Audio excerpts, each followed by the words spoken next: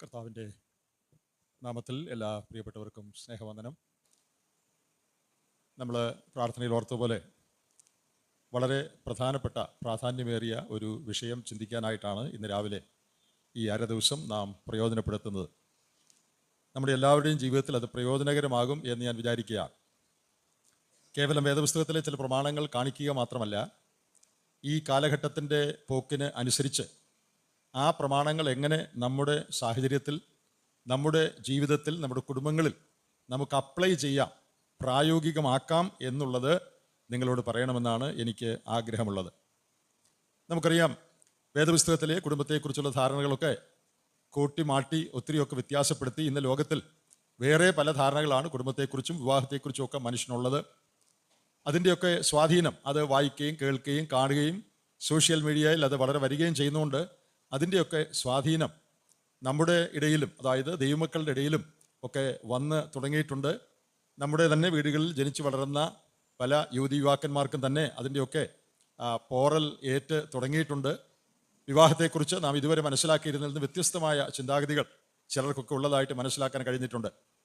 ഞങ്ങളെപ്പോലുള്ള ആളുകൾ ഇങ്ങനെ ലോകം മുഴുവൻ നടക്കുന്നവരായതുകൊണ്ടും അനേക വീടുകളിൽ താമസിക്കുകയും അനേക ആളുകളോട് സംസാരിക്കുകയും അനേക സഭകളിൽ പോവുകയും ആളുകളുടെ പ്രയാസങ്ങൾ കേൾക്കുകയും ആളുകൾ പലരും ഞങ്ങളോട് സംസാരിക്കുകയും ചെയ്യുന്നതുകൊണ്ട് സാധാരണക്കാരായ ആളുകളെക്കാൾ കൂടുതൽ ഞങ്ങളെപ്പോലെയുള്ളവർക്ക് ഈ കാര്യങ്ങൾ അറിയാനുള്ള സാവകാശമുണ്ട്. അതുകൊണ്ട് വളരെ ഗൗരവതരമായ നിലയിലുള്ള വീഴ്ചകൾ ദൈവജനത്തിൻ്റെ മധ്യത്തിൽ വിവാഹത്തെക്കുറിച്ച് ഉണ്ടായിട്ടുണ്ട്.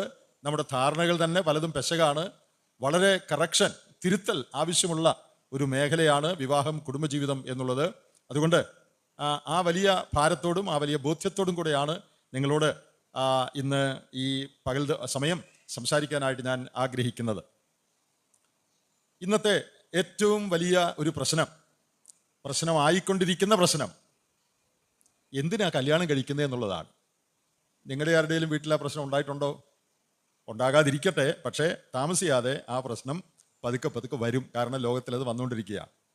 അങ്ങനെയുള്ള പല കുടുംബങ്ങളെ എനിക്കറിയാം. നമ്മുടെ മധ്യത്തിലുള്ള കാര്യമാണ് ഞാൻ പറയുന്നത്. പ്രത്യേകിച്ച് പെൺകുട്ടികൾ വെറുതെ കല്യാണമൊക്കെ കഴിച്ച് ഈ ബുദ്ധിമുട്ടൊക്കെ എന്തിനാ? ജോലിയുണ്ട്, പഠിത്തമുണ്ട്, കാശുണ്ട്, എന്തിനാ കല്യാണം കഴിക്കുന്നത്? സന്തോഷമായിട്ട് ഫ്രീ ആയിട്ട് അങ്ങ് ജീവിച്ചാൽ മതിയല്ലോ. ഈ ചിന്ത വളരെ പ്രബലമായിക്കൊണ്ടിരിക്കുകയാണ്. നമ്മുടെ നാട്ടിൽ ഒരുപക്ഷെ അത്ര ഇല്ലായിരിക്കും. എന്നാൽ നമ്മുടെ നാട്ടിൽ നിന്ന് വെളിനാടുകളിൽ പോയിരിക്കുന്ന അനേക കുടുംബങ്ങളിൽ വിവാഹം കഴിക്കാത്ത അനേക യുവതിവാക്കന്മാരുണ്ട്. നിങ്ങളിൽ ചിലർക്ക് അങ്ങനെയുള്ള സ്ഥലങ്ങളിൽ പോയിട്ടുള്ളവർക്ക് അതറിയാം. കല്യാണം വേണ്ട. എന്താ വേണ്ടാത്ത? വെറുതെ എന്തിനാ ഈ വയ്യാവേലിയെല്ലാം തലയിൽ കയറ്റി വെക്കുന്നത്? കല്യാണം കഴിച്ചു കഴിഞ്ഞ് പിന്നെ പ്രശ്നം, വഴക്ക്, ഇതൊക്കെ എന്തിനാ? ജോലിയുണ്ട്, കാശുണ്ട്, സുഖമായിട്ട് ജീവിക്കാനുള്ള മാർഗമുണ്ട്, പിന്നെ എന്തിനാ കല്യാണം കഴിക്കുന്നത്? അതിന് ഉത്തരം പറഞ്ഞു കൊടുക്കാൻ എത്ര പേർക്ക് അറിയാമെന്നും എനിക്ക് അറിഞ്ഞുകൂടാ. ഇത് ശരിയാണല്ലോ ഈ പറയുന്നത്.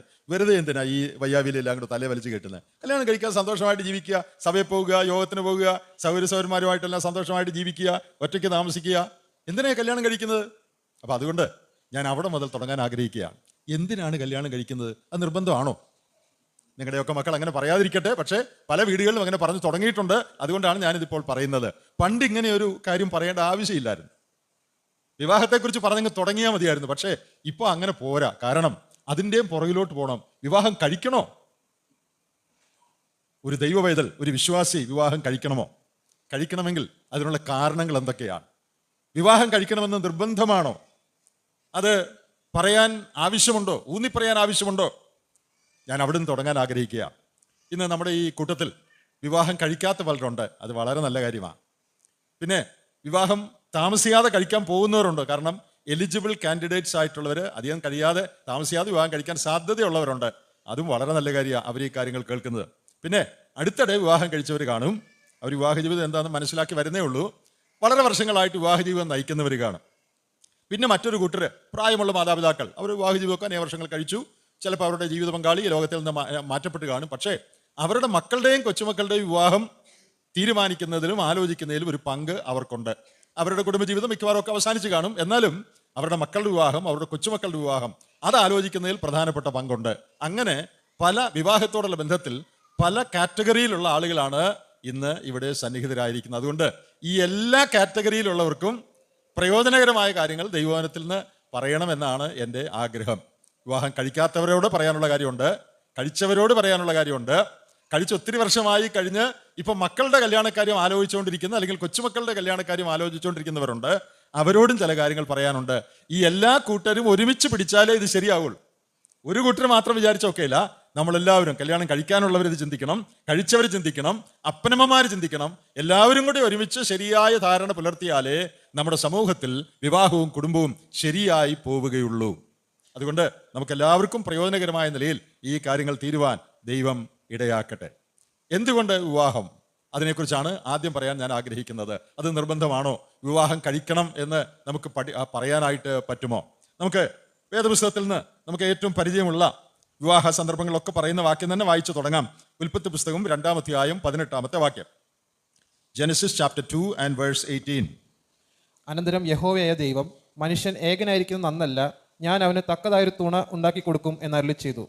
നമ്മൾ എപ്പോഴും വായിച്ചു കേൾക്കുന്ന ഒരു വാക്യമാണ്. നമുക്കറിയാം, നമ്മുടെ മധ്യത്തിൽ വിവാഹത്തെക്കുറിച്ചും കുടുംബജീവിതത്തെക്കുറിച്ചും ആകെക്കൂടെ നാം കേൾക്കുന്നത് കല്യാണ സമയത്താണ്. ആരുടെയെങ്കിലും കല്യാണത്തിൽ പങ്കെടുക്കുമ്പോൾ അവിടെ 1-2 പ്രസംഗം കേൾക്കാം. അതും 10 മിനിറ്റാണ് സാധാരണ ഞങ്ങളോടൊക്കെ പറയാറുള്ളത്. പലയിടത്തും പറയുന്നത് ഒരു 10 മിനിറ്റ് സംസാരിക്കണമെന്നാണ്. പക്ഷേ വീഡിയോക്കാരന് ബാക്കിയുള്ളവർക്ക് എത്ര സമയം വേണേലും എടുക്കാം. ആശംസ എടുക്കുന്നവൻ 25 മിനിറ്റ് എടുക്കും. ഞാൻ ഇതൊക്കെ പറയുന്നത് എല്ലാവരും ഇത് ശ്രദ്ധിക്കാൻ വേണ്ടിയാണ്. 10 മിനിറ്റ് അല്ല ദൈവവചനം പറയേണ്ടത്. എന്നെ കല്യാണത്തിന് വിളിക്കുന്ന ചിലയിടത്ത് ഞാൻ പറയും, വചനം പറയാൻ സമയം വേണം. എനിക്ക് പ്രസംഗിക്കാൻ അങ്ങോട്ട് ഭയങ്കര കൊതിയായോണ്ട് പറയുന്നതല്ല. പ്രസംഗിച്ച് ഒരു റെസ്റ്റ് കിട്ടാൻ മതി എന്ന് വിചാരിച്ചിരിക്കുന്ന ആളുകളാണ് ഞങ്ങളൊക്കെ. പക്ഷേ വിവാഹ സന്ദർഭത്തിൽ ഒരു മേമ്പൊടി ഇടുന്ന പോലെ അല്ല പ്രസംഗം വേണ്ടത്. 2 പേര് പ്രസംഗിക്കണമെന്ന് നിർബന്ധമില്ല. ദൈവവചനം പറയുന്ന ആൾക്ക് കുറച്ച് സമയം കൊടുക്കണം. അങ്ങനെയാണ് കല്യാണം നടത്തേണ്ടത്. ഒരു 25 മിനിറ്റ് എങ്കിലും ഉണ്ടെങ്കിലേ എന്തെങ്കിലും ഒന്ന് പറയാൻ സാധിക്കൂ. അല്ലാതെ പേരിന് വേണ്ടി ഒരാൾ വന്ന് 5 വാക്ക് പറയുന്ന അങ്ങനല്ല കല്യാണം നടത്തേണ്ടത്. നിങ്ങളൊക്കെ ഇനി കല്യാണം നടത്തുമ്പോൾ ഈ കാര്യം ഒന്ന് ശ്രദ്ധിക്കണം. 5 പേരെ കൊണ്ട് പ്രസംഗിപ്പിക്കണ്ട, ഒറ്റയാൾ പ്രസംഗിച്ചാലും മതി. പക്ഷേ ആ പ്രസംഗിക്കുന്ന ആൾക്ക് ദൈവവചനത്തിൽ നിന്ന് പറയാൻ സമയം കൊടുക്കണം. വേറെ ആവശ്യമില്ലാത്ത അനേക കാര്യങ്ങൾക്ക് തിരിഞ്ഞു നിൽക്കാൻ, അങ്ങോട്ട് നോക്കാൻ, ഇങ്ങോട്ട് നോക്കാൻ, അങ്ങോട്ട് നോക്കാൻ വീഡിയോക്കാരൻ അരമണിക്കൂറാണ്. അതിന് സഭയിൽ മൂപ്പന്മാർക്കും പണക്കില്ല, വീട്ടുകാർക്കും പണക്കില്ല. ആകെ പണക്കുള്ളത് പ്രസംഗത്തിന്റെ കാര്യത്തിലാണ്. ഈ സ്ഥിതി മാറ്റണം. അങ്ങനല്ല കല്യാണം നടത്തേണ്ടത്. വിവാഹം നടക്കുമ്പോൾ വിവാഹത്തെക്കുറിച്ച് ദൈവവചനം എന്താണ് പറയുന്നതെന്ന് പറയാൻ നല്ലൊരവസരം 1 മണിക്കൂർ കൊടുക്കണമെന്നല്ല ഞാൻ പറയുന്നത്. അത്യാവശ്യ കാര്യങ്ങൾ പറയാനുള്ള ഒരു 25 മിനിറ്റ് എങ്കിലും ഒന്ന് കൊടുക്കണം. അതൊരു മാന്യമായ കാര്യമാണ്, അത് ആവശ്യമായ കാര്യമാണ്. അത് ഞാൻ സന്ദർഭവശാൽ ഓർപ്പിച്ചു എന്ന് മാത്രമേ ഉള്ളൂ. അപ്പോൾ അങ്ങനെയുള്ള സന്ദർഭങ്ങളിലാണ് 10-15 മിനിറ്റ് ഒരു പ്രസംഗം കേൾക്കുന്നത്. ചെറുക്കനും പെണ്ണിനും അത് കേൾക്കാനുള്ള മാനസികാവസ്ഥയെ അപ്പോൾ ഉണ്ടായിരിക്കാൻ സാധ്യതയില്ല. അവർ ടെൻഷനിലാണ്. എങ്ങനെയും ഒന്ന് കൈപിടിപ്പിച്ച് കിട്ടിയാൽ മതി എന്ന് വിചാരിച്ചായിരിക്കും അവരിയ്ക്കുന്നത്. അതിനിടയ്ക്കുണ്ടോ കീഴ്പ്പെടലും ഭയപ്പെടലും ബഹുമാനിക്കലും ഒക്കെ അവർ കേൾക്കാൻ പോകുന്നു. അവരുടെ മനസ്സ് വേറൊരു ലോകത്തിലായിരിക്കും. അപ്പോൾ ശാന്തമായിട്ടിരുന്ന് ഇത് കേൾക്കാനുള്ള അവസരങ്ങൾ നമ്മുടെ മധ്യത്തിൽ വളരെ കുറവാണ്. അതുകൊണ്ടാണ് ഇങ്ങനെ സഭയായിട്ട് ക്രമീകരിക്കുന്ന സന്ദർഭങ്ങൾ ദൈവവചനത്തിലെ പ്രമാണങ്ങൾ വിവാഹത്തെക്കുറിച്ചും കുടുംബജീവിതത്തെക്കുറിച്ചും കേൾക്കാൻ ലഭിക്കുന്ന അവസരം വളരെ നല്ലതാണ്. വിവാഹ സമയത്ത് മാത്രമല്ല, ശാന്തമായി ടെൻഷൻ ഇല്ലാതെ ഈ കാര്യങ്ങളൊന്ന് കേൾക്കാനും മനസ്സിരുത്തി ചിന്തിക്കുവാനും ജീവിതത്തിൽ അത് പ്രായോഗികമാക്കാനുള്ള അവസരങ്ങൾ നമുക്ക് വേണം. അതിന് നല്ലൊരു അവസരമാണ് ഇന്ന് ദൈവം നമുക്ക് തന്നിരിക്കുന്നത്. ആകട്ടെ, നമ്മൾ വായിച്ച ഈ വാക്യത്തിൽ പറയുന്നത് മനുഷ്യൻ ഏകനായിരിക്കുന്നത് നന്നല്ല. ഇനി നിങ്ങൾ പറ, വിവാഹം കഴിക്കണോ വേണ്ടയോ? ഈ ഒറ്റ വാക്യം വായിച്ചിട്ട് പറ, ഒറ്റയ്ക്കിരിക്കണോ വിവാഹം കഴിക്കണോ? മലയാളം മനസ്സിലാകുന്ന എല്ലാവർക്കും മനസ്സിലായി ദൈവം പറഞ്ഞത് ഇത് നല്ലതല്ലെന്നാ പറഞ്ഞേ. ഒറ്റയ്ക്ക് ഇരിക്കുന്നത് നല്ലതല്ല. കല്യാണം കഴിക്കണം എന്നാരാ പറഞ്ഞേ? സഭ പറഞ്ഞല്ല, മൂപ്പന്മാർ പറഞ്ഞല്ല. മനുഷ്യൻ ഒറ്റയ്ക്ക് ജീവിക്കേണ്ടവനല്ല, അതിനല്ല ഞാൻ അവനെ ഉണ്ടാക്കിയിരിക്കുന്നത്. അവനൊരു കൂട്ട് വേണം, തുണ വേണം. ഇത് മനുഷ്യനെ സൃഷ്ടിച്ച ദൈവം തന്നെ പറഞ്ഞതാണ്. വിവാഹം വേണോ? ഒറ്റ വാക്യം മതി വിവാഹം വേണമെന്ന് തെളിയിക്കാൻ. കൂടുതൽ ആർഗ്യുമെന്റിനൊന്നും ആരും പോകണ്ട. വിവാഹം വേണം. ഇതാര് പറഞ്ഞു? ദൈവം പറഞ്ഞു. അപ്പോൾ ഒറ്റയ്ക്കിരിക്കുന്ന ആ കുറവ് ദൈവം തന്നെ പരിഹരിച്ചതാണ് വിവാഹത്തിൽ കൂടെ. ഞാനവന് തക്കതായൊരു തുണ ഉണ്ടാക്കി കൊടുക്കും. പ്രിയപ്പെട്ടവരെ, ശരിയുടെയും തെറ്റിന്റെയും അൾട്ടിമേറ്റ് സ്റ്റാൻഡേർഡ് ദൈവമാണ്. ഒരു കാര്യം വേണോ വേണ്ടയോ, അത് തിന്മയാണോ നന്മയാണോ, ശരിയാണോ തെറ്റാണോ, ഇതാരാ തീരുമാനിക്കുന്നത്? ലോകത്തിലെ ഏത് ധാർമ്മിക പ്രമാണത്തിലും ഇതാരാ തീരുമാനിക്കുന്നത്? ഇത് ശരിയാണോ തെറ്റാണോ എന്ന്? അതിന്റെ അൾട്ടിമേറ്റ് സ്റ്റാൻഡേർഡ് ദൈവമാണ് തീരുമാനിക്കുന്നത്. എന്ത് നല്ലത്, എന്ത് ചീത്ത, എന്ത് തിന്മ, എന്ത് നന്മ. അപ്പോ അൾട്ടിമേറ്റ് സ്റ്റാൻഡേർഡ് ആയിരിക്കുന്ന, ആത്യന്തിക നിലവാരം, അളവുകോലായിരിക്കുന്ന നന്മതിന്മകളെ കുറിച്ച് ആധികാരികമായി പറയാൻ, നല്ലത് ചീത്ത എന്ന് പറയാൻ ആധികാരികമായി അധികാരമുള്ള ദൈവം പറയാണ്, മനുഷ്യൻ ഒറ്റയ്ക്കിരിക്കുന്നത് നല്ലതല്ല, അവനൊരു കൂട്ട് വേണം. അപ്പോൾ വിവാഹം വേണോ? വിവാഹം വേണം. എന്തുകൊണ്ട് വേണം? മനുഷ്യനെ നിർമ്മിച്ച ദൈവം തന്നെ പറഞ്ഞു വിവാഹം വേണം, മനുഷ്യൻ ഒറ്റയ്ക്ക് ഇരിക്കുന്നത് നല്ലതല്ല. അപ്പോൾ ദൈവപ്രമാണം അങ്ങനെയാണെങ്കിൽ അതിനെ മറികടക്കാൻ നമ്മളാരാ? ഞാൻ പറയുക, എനിക്ക് കല്യാണം ഇല്ലായിരിക്കുന്നതാണ് നല്ലത്. അത് ശരി. അപ്പോൾ ദൈവം പറഞ്ഞ പ്രമാണത്തെ മറികടക്കാൻ ഞാൻ ആരാ? ഞാൻ ദൈവത്തേക്കാൾ വലിയ ആളാണ്. ദൈവം പറഞ്ഞു കല്യാണം വേണമെന്ന്, ഞാൻ പറയോ എനിക്ക് കല്യാണമൊന്നും വേണ്ട. അപ്പോൾ ഇതിലാരാ വലുത്? ദൈവമാണോ വലുത്, ഞാനാണോ വലുത്? തീരുമാനിക്കേണ്ടത് ദൈവമാണ്. അപ്പോൾ ദൈവത്തിൻ്റെ പ്രമാണം അനുസരിച്ച് കൂട്ട് അത്യാവശ്യമാണ്. ആ കാര്യത്തിന് ഒരു പരിഹാരമായിട്ടാണ്, അല്ലെങ്കിൽ നല്ലതല്ലാത്ത കാര്യത്തിന് ഒരു പരിഹാരമായിട്ട് ദൈവം തന്നെ സ്ഥാപിച്ചതാണ് വിവാഹം എന്ന് പറയുന്നത്. അത് സിമ്പിൾ ലോജിക്കാണ്. ഇത് മനസ്സിലാക്കാൻ വലിയ PhD ഒന്നും പഠിക്കണ്ട. മലയാള വേദപുസ്തകം വായിച്ചാൽ മനസ്സിലാവും. നല്ലതായിരിക്കും, ഒറ്റയ്ക്കിരിക്കുന്നത് നല്ലതല്ല, അതിനൊരു കൂട്ട് വേണം. ഇതെല്ലാവർക്കും മനസ്സിലാവും വായിച്ചാൽ. അത് അംഗീകരിക്കാൻ മനസ്സ് വേണമെന്ന് മാത്രമേ ഉള്ളൂ. പിന്നെ നമ്മളായിട്ട് അതത്ര നല്ലതല്ല, മറ്റേതാ നല്ലത് എന്ന് പറയാൻ നമുക്ക് യാതൊരു അവകാശവുമില്ല. മറ്റൊരു കാര്യം, 100-ാം സങ്കീർത്തനത്തിൽ നമ്മളിങ്ങനെ വായിക്കുന്നുണ്ട്. എല്ലാവർക്കും പരിചയമുള്ള ഒരു സങ്കീർത്തനമാണ് 100-ാമത്തെ സങ്കീർത്തനം. ആ 100-ാമത്തെ സങ്കീർത്തനത്തിൽ സങ്കീർത്തനക്കാരൻ ജീവിതത്തെക്കുറിച്ചുള്ള വളരെ പ്രധാനപ്പെട്ട ചില കാര്യങ്ങൾ പറയുന്നുണ്ട്. നമ്മൾ സാധാരണ ഞായറാഴ്ചയൊക്കെ ആരാധനാ വേളയിലൊക്കെയാണ് 100-ാം സങ്കീർത്തനം വായിക്കുന്നത്, നല്ലത് തന്നെ. എന്നാൽ അവിടെ പറയുന്നു എന്തുകൊണ്ട് പ്രധാനപ്പെട്ട കാര്യം ഒന്ന് ശ്രദ്ധിച്ചേ. 3-ാം വാക്യത്തിൽ നമ്മൾ വായിക്കുകയാണ്, അവൻ നമ്മെ ഉണ്ടാക്കി നാം അവനുള്ളവർ ആകുന്നു. ഇംഗ്ലീഷിലെ ചില തർജ്ജമകളിൽ നോട്ട് വി അവർസെൽവ്സ് എന്ന് പറഞ്ഞാൽ നാം അല്ല നമ്മെ ഉണ്ടാക്കിയത്, അങ്ങനെയാണ് ഇംഗ്ലീഷിൽ. രണ്ടും ശരിയാണ്. അവൻ നമ്മെ ഉണ്ടാക്കി, നാം നമ്മെ തന്നെ ഉണ്ടാക്കിയതല്ല. അവനാണ് നമ്മെ ഉണ്ടാക്കിയത്, നാം നമ്മെ തന്നെ ഉണ്ടാക്കിയതല്ല. അപ്പോൾ നമ്മളായിട്ട് ഈ ലോകത്തിൽ ജനിച്ചതല്ല, ജീവിച്ചതല്ല. ദൈവമാണ് നമുക്കൊരു ജീവിതം തന്നത്. ഈ ലോകത്തിലേക്ക് നമ്മെ കൊണ്ടുവരുവാൻ തീരുമാനിച്ച ദൈവമാണ്. നമുക്കൊരു ജീവിതം തന്നത് ദൈവമാണ്. അതുകൊണ്ട് നാം നമ്മെ തന്നെ ഉണ്ടാക്കി ലോകത്തിൽ കൊണ്ടുവന്നതല്ല, ദൈവമാണ് ഉണ്ടാക്കി നമ്മെ ഈ ലോകത്തിലാക്കിയിരിക്കുന്നത്. അതുകൊണ്ട് ദൈവത്തിൻ്റെ പ്രമാണങ്ങളാണ് നാം ഈ ലോക ജീവിതത്തിൽ അനുസരിക്കേണ്ടത്. അപ്പോൾ ദൈവത്തിൻ്റെ പ്രമാണം ഇതാണെങ്കിൽ നാം അത് അനുസരിക്കണം. ഇനി എബ്രായ ലേഖനം 13-ാം അധ്യായത്തിൽ അതൊക്കെ പരിചയമുള്ള വാക്യങ്ങളൊക്കെ തന്നെയാണ്. അവിടെ വിവാഹത്തെക്കുറിച്ച് വളരെ നല്ല ഒരു സ്റ്റേറ്റ്മെന്റ് ഉണ്ട്. ഹീബ്രൂസ് 13:4 അതിൻ്റെ 4-ാമത്തെ വാക്യം, 13:4. വിവാഹം എല്ലാവർക്കും മാന്യവും കിടക്ക നിർമ്മലവുമായിരിക്കട്ടെ, എന്നാൽ ദുർനടപ്പുകാരെയും വ്യഭിചാരികളെയും ദൈവം വിധിക്കും. അതിൻ്റെ ആദ്യ ഭാഗം, വിവാഹം എല്ലാവർക്കും മാന്യം. Marriage is honourable in all. Marriage is a very dignified thing. പിന്നെ അത് വേണ്ടെന്ന് പറയുന്നത് എന്തിനാ? ദൈവം പറഞ്ഞു വിവാഹം ഏറ്റവും ബെസ്റ്റ് ഒരു കാര്യമാണ്. എനിക്കത് വേണ്ട എന്നതിനാ പറയുന്നത്? ദൈവം പറഞ്ഞു അത് ഏറ്റവും ഓണറബിൾ ആണെന്ന്, ഡിഗ്നിഫൈഡ് ആണെന്ന്. അപ്പോൾ മനുഷ്യൻ ഏകനായിരിക്കുന്നത് നന്നല്ലാത്തൊരു കാര്യത്തിന് പരിഹാരമാണ് വിവാഹം. അങ്ങനെയാണെങ്കിൽ നമ്മുടെ ചുമതല എന്താ? വിവാഹം കഴിക്കുക, അതിനെ നന്നായി സൂക്ഷിക്കുക. അതാണ് നമ്മുടെ ജോലി. എബ്രായർ 13-ൽ വിവാഹം ഏറ്റവും മാന്യമായ കാര്യമാണെന്ന് പറഞ്ഞു. അപ്പൊ നമ്മുടെ ജോലി എന്താ? ആ മാന്യത പുലർത്തി, വിവാഹത്തിന്റെ ഡിഗ്നിറ്റി പുലർത്തി ജീവിക്കണം. വിവാഹ ജീവിതത്തിൽ ഏറ്റവും ഡിഗ്നിഫൈഡ് ആയിട്ട് ജീവിക്കണം, ഏറ്റവും അന്തസ്സോടെ ജീവിക്കണം. കാരണം ഇത് വളരെ ഓണറബിൾ ആയിട്ടുള്ള, ഡിഗ്നിഫൈഡ് ആയിട്ടുള്ള ഒരു കാര്യമാണെന്നാണ് ദൈവം പറഞ്ഞിരിക്കുന്നത്. കല്യാണം കഴിച്ച എല്ലാവരും അതിൻ്റെ അന്തസ്സ് പുലർത്തി വേണം വിവാഹ ജീവിതത്തിൽ ജീവിക്കാൻ. അന്യോന്യം സംബോധന ചെയ്യുന്ന രീതിയിൽ തന്നെ അന്തസ്സ് വേണം. ചില വീട്ടിലെ ഭാര്യയും ഭർത്താവൊക്കെ തമ്മിൽ വർത്താനം പറയുന്നത് കേട്ടാൽ തന്നെ, അന്യോന്യം വിളിക്കുന്നത് കേട്ടാൽ തന്നെ യാതൊരു അന്തസ്സും ഇല്ലാത്ത നിലയിലാണ്. സ്നേഹത്തിൽ ചിലപ്പോൾ അവർ പ്രത്യേക വാക്കുകളൊക്കെ വിളിച്ചെന്നിരിക്കും, അതിനകത്ത് കുഴപ്പമില്ല, അത് അവരുടെ കാര്യമാണ്. എന്നാൽ ഭാര്യയെ വിളിക്കേണ്ടത് തള്ളേ വല്യമ്മയെന്നൊന്നും അല്ല. പിന്നെ ഈ പ്രായം കൂടിയോണ്ടാണോ അങ്ങനെ വിളിക്കുന്നതെന്ന് അറിയാൻ മേല. എന്നാൽ സാധാരണഗതിയിൽ അങ്ങനൊന്നും അല്ല വിളിക്കണ്ടേ. ഡിഗ്നിഫൈഡ് ആയിട്ട് വേണം ഭാര്യയെ വിളിക്കാൻ. ഭാര്യയെ തോന്നിയതുപോലെ അഡ്രസ്സ് ചെയ്യുന്ന അനേക ഭർത്താക്കന്മാരുണ്ട്. അത് ഡിഗ്നിറ്റിക്ക് ചേർന്നതല്ല, അന്തസ്സിന് ചേർന്നതല്ല. ഭാര്യയെ അഡ്രസ്സ് ചെയ്യുമ്പോൾ യോഗ്യമായ നിലയിൽ, അത് എന്താണെന്ന് നിങ്ങൾ തീരുമാനിച്ചു, യോഗ്യമായിട്ട് വേണം ഭാര്യയെ വിളിക്കാൻ. കാരണം ഇത് വളരെ ഓണറബിൾ ആയിട്ടുള്ള മാന്യമായ ഒരു ബന്ധമാണ്. ഇനി വിവാഹ ജീവിതത്തെക്കുറിച്ച് നമുക്ക് ചിന്തിക്കാൻ കഴിയുന്ന വേറൊരു വലിയ പ്രമാണം സഭാപ്രസംഗി 4:10-12 വാക്യങ്ങളുണ്ട്. അവിടെ പറഞ്ഞിരിക്കുന്ന കാര്യം ഏറ്റവും നന്നായിട്ട് അപ്ലൈ ചെയ്യാൻ ഒക്കുന്നത് വിവാഹ ജീവിതത്തിലാണ്. 4:10-12 വരെ ഒന്ന് വായിച്ചേ സഭാപ്രസംഗി. വീണാൽ ഒരുവൻ മറ്റവനെ എഴുന്നേൽപ്പിക്കും, ഏകാഗി വീണാലോ അവനെ എഴുന്നേൽപ്പിപ്പാൻ ആരുമില്ലായ്ക കൊണ്ട് അവൻ അയ്യോ കഷ്ടം. 2 പേർ ഒന്നിച്ചു കിടന്നാൽ അവർക്ക് കുളിരുമാറും, ഒരുത്തൻ തന്നെ ആയാലോ എങ്ങനെ കുളിർമാറും? ഒരുത്തനെ ആരെങ്കിലും ആക്രമിച്ചാൽ 2 പേർക്ക് അവനോട് എതിർത്തു നിൽക്കാം, മുപ്പിരി ചരട് വേഗത്തിൽ അറ്റുപോകുകയില്ല. 9-ാം വാക്യം പറയുന്നത്, ഒരുവനേക്കാൾ ഇരുവർ നല്ലത്, ഏറെ നല്ലത്, അവർക്ക് തങ്ങളുടെ പ്രയത്നത്താൽ നല്ല പ്രതിഫലം കിട്ടും. ഏറെ ദിവസം പറയാണ്, ജ്ഞാനിയായ ശലോമൻ പറയാണ്, ഒരുവനേക്കാൾ ഇരുവർ നല്ലത്. വിവാഹം വേണോ? ഏതാ നല്ലത്?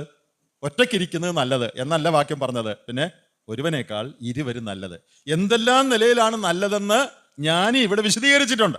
നോക്കി എന്തെല്ലാം കാര്യമാണ് പറഞ്ഞു വെച്ചിരിക്കുന്നത്. 2 പേരാണ് നല്ലത്, അവിടെ പറയുകയാണ് അവർക്ക് തങ്ങളുടെ പ്രയത്നത്താൽ നല്ല പ്രതിഫലം കിട്ടും. They can serve effectively together. അവർക്ക് ഫലകരമായ നിലയിൽ ഒരുമിച്ച് സേവ ചെയ്യാനൊക്കും. ദൈവമക്കളായ നമ്മെ സംബന്ധിച്ച് ഏറ്റവും പ്രധാന സേവ എന്ന് പറയുന്നത് ദൈവസേവയാണ്. സഭയെ സേവിക്കുക, ദൈവവേലയെ സേവിക്കുക, ദൈവജനത്തെ സേവിക്കുക, സുവിശേഷ വേലയിൽ സേവനമനുഷ്ഠിക്കുക. അതിനെല്ലാം ഏറ്റവും നല്ലത് രണ്ടുപേരാണ്. ഒരാൾ തന്നെ ചെയ്യുന്നതിനേക്കാൾ രണ്ടുപേർ ഒരുമിച്ച് ചെയ്താൽ വളരെ പ്രതിഫലം കിട്ടും. അത് വിശദീകരിക്കേണ്ട, സെൽഫ് എക്സ്പ്ലനേറ്ററി ആണ്. അർത്ഥം എല്ലാവർക്കും മനസ്സിലാകുന്ന പോലെ എഴുതിയിരിക്കുന്നത്. രണ്ടുപേർ ഒരുമിച്ച് അധ്വാനിച്ചാൽ ഒരാൾ അധ്വാനിക്കുന്നതിനേക്കാൾ ഫലകരമായിട്ട് അധ്വാനിക്കാൻ പറ്റും, കൂടുതൽ ഫലം കിട്ടും. അത് കുടുംബജീവിതത്തിലും വളരെ ശരിയാണ്. രണ്ടുപേർ ഒരുമിച്ച് വേണം അധ്വാനിക്കാൻ. മത്തായിയുടെ സുവിശേഷം 18-ാമത്തെ അധ്യായത്തിൽ രണ്ടുപേര് ഒരുമിച്ച് ചെയ്താലുള്ള ഗുണം പറഞ്ഞിരിക്കുന്ന ഒരു വാക്യമുണ്ട്. 19-ാമത്തെ വാക്യം, മത്തായി 18:19 വാക്യം. ഭൂമിയിൽ വെച്ച് നിങ്ങൾ രണ്ടുപേർ യാചിക്കുന്ന ഏത് കാര്യത്തിലും ഐക്യമത്യപ്പെട്ടാൽ അത് സ്വർഗസ്ഥനായ എന്റെ പിതാവിങ്കിൽ നിന്ന് അവർക്ക് ലഭിക്കും. ഇത് ഒരുപക്ഷെ സഭയെ ഉദ്ദേശിച്ചായിരിക്കും, സഭയുടെ കോണ്ടെക്സ്റ്റിലായിരിക്കും പറയുന്നത്. പക്ഷെ ആ പ്രമാണം ശരിയാ. രണ്ടുപേര് തമ്മിൽ ഐകമത്യപ്പെട്ട് ഒരു കാര്യം യാചിച്ചാൽ നിന്റെ പ്രാർത്ഥന വളരെ ഇഫക്റ്റീവ് ആകുമെന്നാണ്. ഈ ഭൂമിയിൽ ഐകമത്യത്തോടെ പ്രാർത്ഥിക്കാൻ രണ്ടുപേർക്ക് ഒക്കുമെങ്കിൽ സഹോദരിമാർക്കും ഒക്കെ ഒക്കും, അത് ശരിയാ. പക്ഷേ ഏറ്റവും ഐകമത്യപ്പെട്ട് പ്രാർത്ഥിക്കാൻ ഒക്കുന്ന രണ്ടുപേര് ഭാര്യയും ഭർത്താവുമാണ്. അവരെ പോലെ ഒരുമ, unity of purpose, oneness in purpose, ലക്ഷ്യത്തിൽ ഒരുമ, ആഗ്രഹത്തിൽ ഒരുമ വേറെ രണ്ടുപേർക്ക് ഉണ്ടാകാൻ പ്രയാസമാണ്. ഒരേ ലക്ഷ്യം, ഒരേ ചിന്ത, ഒരേ ആഗ്രഹം ഭാര്യയും ഭർത്താവും. അപ്പോൾ പ്രാർത്ഥനാ ജീവിതം ഇഫക്റ്റീവ് ആകാൻ കൂടെ ഒരാളുള്ളത് എന്ന് പറഞ്ഞാൽ വിവാഹം കഴിക്കുന്നത് വളരെ നല്ലതാണ്. ഭാര്യയും ഭർത്താവും ഒരുമിച്ച് ഐകമത്യത്തോടെ ഏക ലക്ഷ്യത്തോടെ രണ്ടുപേരെ ഒരുമിച്ച് ഇരിക്കുക. അപ്പോൾ രണ്ടുപേർ ഒരുമിച്ചാൽ അവരുടെ പ്രയത്നത്തിന് വളരെ ഫലം കിട്ടും. പിന്നെ നമുക്കറിയാം, രണ്ടുപേര് ഒരുമിച്ചുണ്ടെങ്കിൽ ഏകാന്തത മാറ്റാം. മനുഷ്യന്റെ ഏറ്റവും വലിയൊരു പ്രശ്നം ഏകാന്തതയാണ്. അത് നിങ്ങൾക്കറിയാമോ? ഇപ്പം മനസ്സിലായി കാണുകയല്ല. കാരണം ഇപ്പം നമ്മളെല്ലാവരും ഒരുമിച്ചൊക്കെ ഇങ്ങനെ ജീവിക്കുന്നതുകൊണ്ടും വീട്ടിൽ ഭാര്യയും മക്കളൊക്കെ ഉള്ളതുകൊണ്ടും അത്ര മനസ്സിലാകുന്നില്ല. എന്നാൽ അങ്ങനെ അല്ലാത്തൊരു സാഹചര്യം വരുന്നവർക്കറിയാം. കാശുണ്ട്, കാറുണ്ട്, ശാപ്പാടുണ്ട്, നല്ല വീടുണ്ട്, നല്ല മെത്തയുണ്ട്. പക്ഷേ ഒറ്റയ്ക്കായിരിക്കുന്ന ഒരു അവസ്ഥ അങ്ങനെ ആർക്കും വരാതിരിക്കട്ടെ, ചിലപ്പോൾ ചിലർക്ക് അങ്ങനെ വരാം. അത് വലിയ ഏകാന്തതയാണ്. നിങ്ങൾക്കറിയാമല്ലോ, കൊടും കുറ്റവാളികളെ, ഏറ്റവും ഭയങ്കര കുറ്റവാളികൾക്ക് കൊടുക്കുന്ന ഒരു ശിക്ഷ സോളിറ്ററി കൺഫൈൻമെന്റ് ആണ്. എന്ന് പറഞ്ഞാൽ ഏകാന്ത തടവിലാക്കുക. അത് തന്നെ വലിയ വധശിക്ഷയൊക്കെ വലിയ ശിക്ഷയാണ്. വധശിക്ഷ എന്ന് പറഞ്ഞാൽ ഒരു നിമിഷം കൊണ്ട് കാര്യം കഴിഞ്ഞു. ഇത് വർഷങ്ങൾ ഒറ്റയ്ക്കൊരു സെല്ലിൽ കഴിയുക, ഏകാന്ത തടവ്. മനുഷ്യന്റെ ഏറ്റവും വലിയ മാനസികമായ ആവശ്യമാണ് കൂട്ട് എന്നുള്ളത്. ഏകാന്തത മനുഷ്യന് ഏറ്റവും പ്രയാസം ഉണ്ടാക്കുന്ന ഒരു കാര്യമാണ്.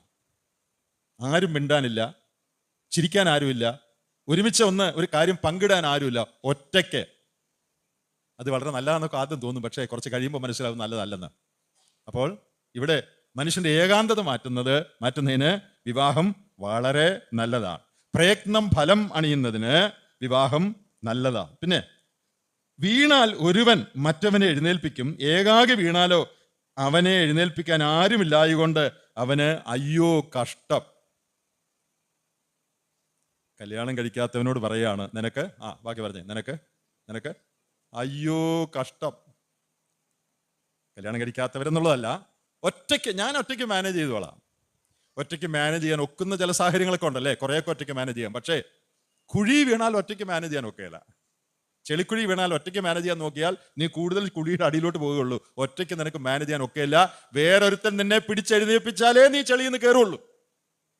ചിലർ പറയുന്നത് ജീവിതത്തിൽ അതൊക്കെ ഞാൻ മാനേജ് ചെയ്തോളാം, കല്യാണം ഒന്നും കഴിക്കേണ്ട കാര്യമൊന്നുമില്ല, കാശുണ്ട്, വീടുണ്ട്, കാറുണ്ട്, ഞാൻ മാനേജ് ചെയ്തോളാം. വേദോസ്തം പറയാ നിനക്ക് മാനേജ് ചെയ്യാൻ ഒക്കെയില്ല. കുറച്ചാളൊക്കെ നീ മാനേജ് ചെയ്യും. പക്ഷേ നിനക്ക് മാനേജ് ചെയ്യാൻ ഒക്കാത്ത സാഹചര്യങ്ങൾ ജീവിതത്തിൽ വരുമ്പോൾ നീ വീണാൽ നിന്നെ എഴുന്നേൽപ്പിക്കാൻ ഒരാൾ വേണം.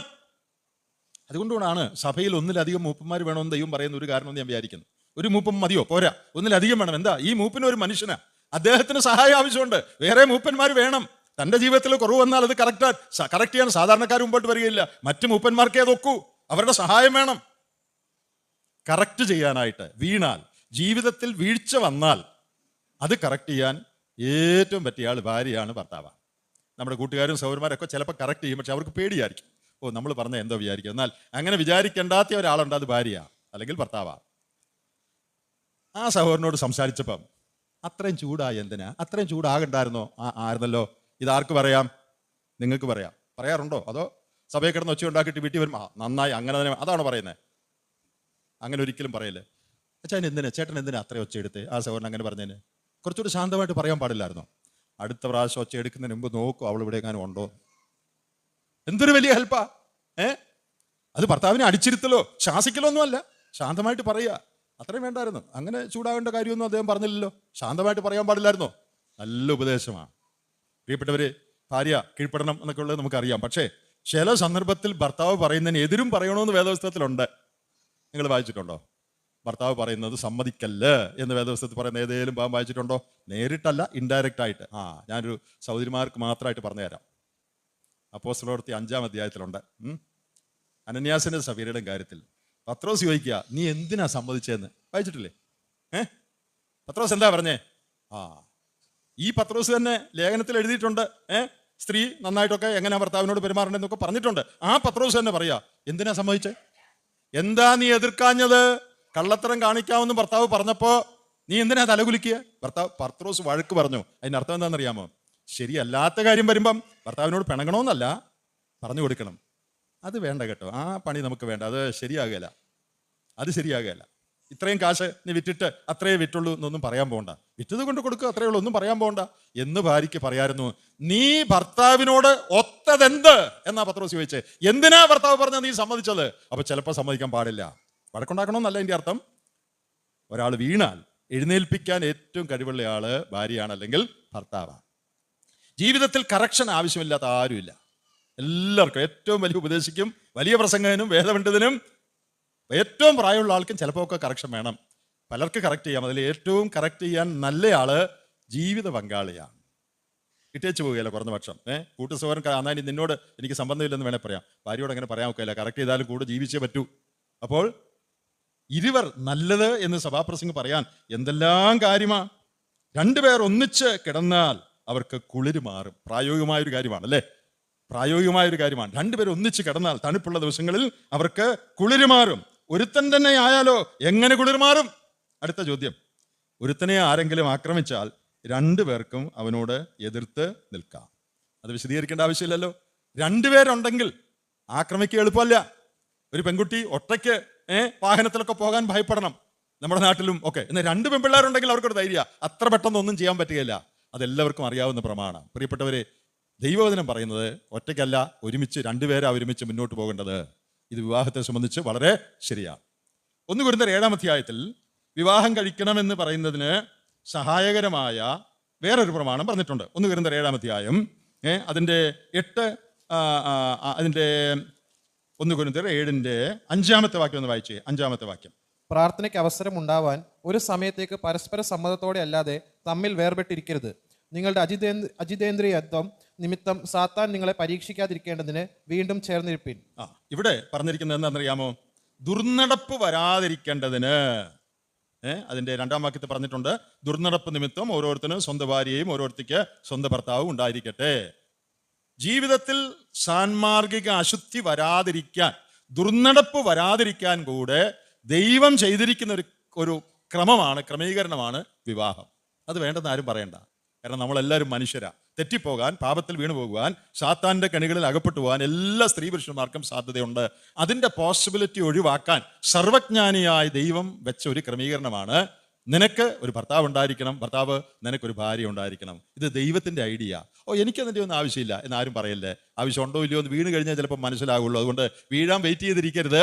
ആവശ്യമുണ്ടോ ഇല്ലയോ എന്ന് അറിയാൻ ദൈവം തമ്പുരാൻ പറഞ്ഞു അത് ആവശ്യമാണ്. ദുർനടപ്പ് നിമിത്തം, മനുഷ്യന്റെ ബലഹീനത, അജിതേന്ദ്രിയത്വം നിമിത്തം ഭാര്യയും ഭർത്താവും ഒരുമിച്ച് പാർക്കണം. അവിടെ പറഞ്ഞിരിക്കുന്നത് കണ്ടോ? പ്രത്യേകമായ ചില ആവശ്യങ്ങൾക്കല്ലാതെ വേർപിരിഞ്ഞിരിക്കാൻ പോലും പാടില്ലെന്നാ. ന്യായമായ ആവശ്യത്തിനല്ലാതെ വേർപിരിഞ്ഞിരിക്കാൻ പോലും പാടില്ല. അപ്പോൾ ഒരുമിച്ച് ഭാര്യയും ഭർത്താവും ജീവിക്കുക എന്നുള്ളത് എത്ര പ്രധാനപ്പെട്ട ഒരു കാര്യമാണ് എന്ന് ഇവിടെ പറയുകയാണ്. വിവാഹം കഴിഞ്ഞ് ഒരുമിച്ചിരിക്കാത്ത അനേക ആളുകളുണ്ട്. ഞാൻ വിചാരിക്കുന്നത്, വേദപുസ്തകം വായിച്ചിട്ട് എനിക്ക് മനസ്സിലായിരിക്കുന്നത്, വിവാഹം കഴിയുന്നത് ഒരുമിച്ച് ജീവിക്കാനാണ്. വിവാഹം കഴിഞ്ഞ് രണ്ടിടത്ത് അല്പകാലത്തേക്ക് എന്തെങ്കിലും ആവശ്യത്തിന് പോകുന്ന കാര്യം എല്ലാം പറയും. വിവാഹം കഴിഞ്ഞ് അനേക നാൾ മാറിയിരിക്കാനല്ല വിവാഹം. വിവാഹം കഴിക്കുന്നത് ഒരുമിച്ചിരിക്കാനാണ്. അപ്പോൾ വിവാഹം കഴിഞ്ഞിട്ട് ഒരുമിച്ചിരിക്കാത്തവർ എങ്ങനെയെങ്കിലും ഒരുമിച്ചിരിക്കാൻ ശ്രദ്ധിക്കണം. അതാണ് ദൈവത്തിൻ്റെ പരിപാടി എന്നാണ് വേദപുസ്തകം വായിച്ചാൽ എല്ലാവർക്കും മനസ്സിലാകുന്നത്. കാരണം കല്യാണം കഴിക്കുന്നത് കഴിച്ചേച്ച് രണ്ടിടത്ത് ജീവിക്കാനല്ല, കല്യാണം കഴിക്കുന്നത് കഴിച്ചിട്ട് ഒരുമിച്ച് ജീവിക്കാനാണ്. ഒരുമിച്ച് ജീവിച്ചാലേ ഈ പറഞ്ഞ എല്ലാം നടക്കൂ. ഒരുവൻ വീണാൽ മറ്റവൻ UK ആയതുകൊണ്ട് എഴുന്നേൽപ്പിക്കാൻ ഒക്കുവോ? തൃശ്ശൂർ വീണാൽ UK ഇരിക്കുന്നവൻ എഴുന്നേൽപ്പിക്കാൻ പറ്റുമോ? പറ്റുകയില്ല. ഒരുവൻ വീണാൽ അവൾ ഓസ്ട്രേലിയയിലായതുകൊണ്ട് അവൾക്ക് അവിടെ ഇരുന്ന് ഫോൺ വിളിക്കാനല്ലാതെ ഒന്നും പറ്റുകയില്ല. പറ്റുമോ? പറ്റുകയില്ല. വീണാൽ എഴുന്നേൽപ്പിക്കണമെങ്കിൽ കൂടെ വേണം. കുളിർ മാറണമെങ്കിൽ കൂടെ കിടക്കണം. ദുർനടപ്പുണ്ടാകാതിരിക്കണമെങ്കിൽ ഒരുമിച്ച് ജീവിക്കണം. ഇതല്ലേ വേദപുസ്തകം പറയുന്നത്? വേദപുസ്തകം പറയുന്നത് ഇതാണ്. അതാണ് നമ്മൾ അനുസരിക്കേണ്ടത്. എന്നാൽ മാനുഷികമായ സാഹചര്യങ്ങൾ കൊണ്ട് ചില ക്രമീകരണങ്ങൾക്കായി അല്പകാലമൊക്കെ ചിലപ്പോൾ നമുക്കൊക്കെ മാറിയിരിക്കേണ്ടി വരും. അതിൻ്റെ കാര്യമല്ല പറയുന്നത്. അന്യായമായ നിലയിൽ വിവാഹം കഴിച്ച് ഒരുമിച്ചാണ് മനുഷ്യൻ ജീവിക്കേണ്ടത്. അതാണ് ദൈവത്തിൻ്റെ പദ്ധതി. ഒരുമിച്ച് ജീവിച്ചാലേ വിവാഹ ജീവിതത്തിലെ കടപ്പാടുകൾ നിർവഹിക്കാൻ പറ്റുകയുള്ളൂ. ഒരുമിച്ചല്ലാതെ ജീവിച്ചാൽ വിവാഹ ജീവിതത്തിൽ ദൈവം വെച്ചിരിക്കുന്ന കടപ്പാടുകൾ നിർവഹിക്കാൻ നമുക്ക് സാധിക്കുകയില്ല. എങ്ങനെയാ സാധിക്കുന്നത്? രണ്ട് ഭൂഖണ്ഡങ്ങൾ ഇരുന്നുകൊണ്ട് വിവാഹ ജീവിതത്തിന്റെ കടപ്പാട് എങ്ങനെയാണ് നിർവഹിക്കുന്നത്? ഒരു മാർഗവുമില്ല. ഞാൻ എല്ലാ ദിവസവും ഇമെയിൽ അയക്കുന്നുണ്ടെന്നാണ് ഭർത്താവ് പറയുന്നത്.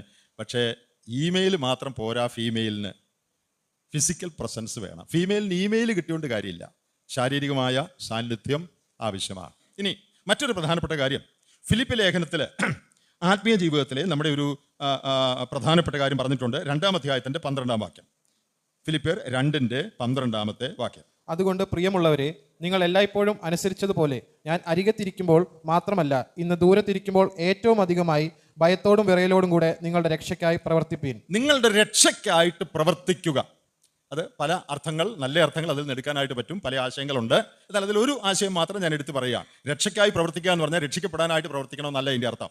Work out your salvation, bring your salvation into practical light. നിനക്ക് ലഭിച്ചിരിക്കുന്ന രക്ഷ പ്രവൃത്തിപഥത്തിൽ നീ കാണിക്കണം, നീ കൊണ്ടുവരണം. നീ രക്ഷിക്കപ്പെട്ടു, ശരിയാ.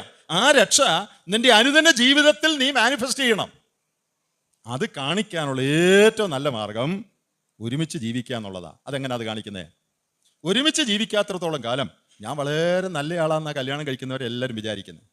കല്യാണം കഴിച്ചു കഴിഞ്ഞാൽ മനസ്സിലാകുന്നത് ഞാൻ അത്ര നല്ല ആളല്ലെന്ന്. എന്ന് പറഞ്ഞാൽ നമ്മുടെ ഉള്ളിലുള്ള സ്വാർത്ഥത, നമ്മുടെ ദേഷ്യം, നമ്മുടെ ഇറിറ്റേഷൻ, നമ്മുടെ മുൻകോപം, ഇതെല്ലാം പുറത്ത് ചാടുന്നത് സഭയെ പുറത്ത് ചാടുകയല്ല. സഭയെ നല്ല ആളാ, അറുക്കാൻ കുഞ്ഞു പോകുന്ന കുഞ്ഞാടിനെ പോലെയാ സഭയിൽ. പക്ഷെ വീട്ടിൽ വരുമ്പോൾ അലറുന്ന സിംഹം പോലെയാ.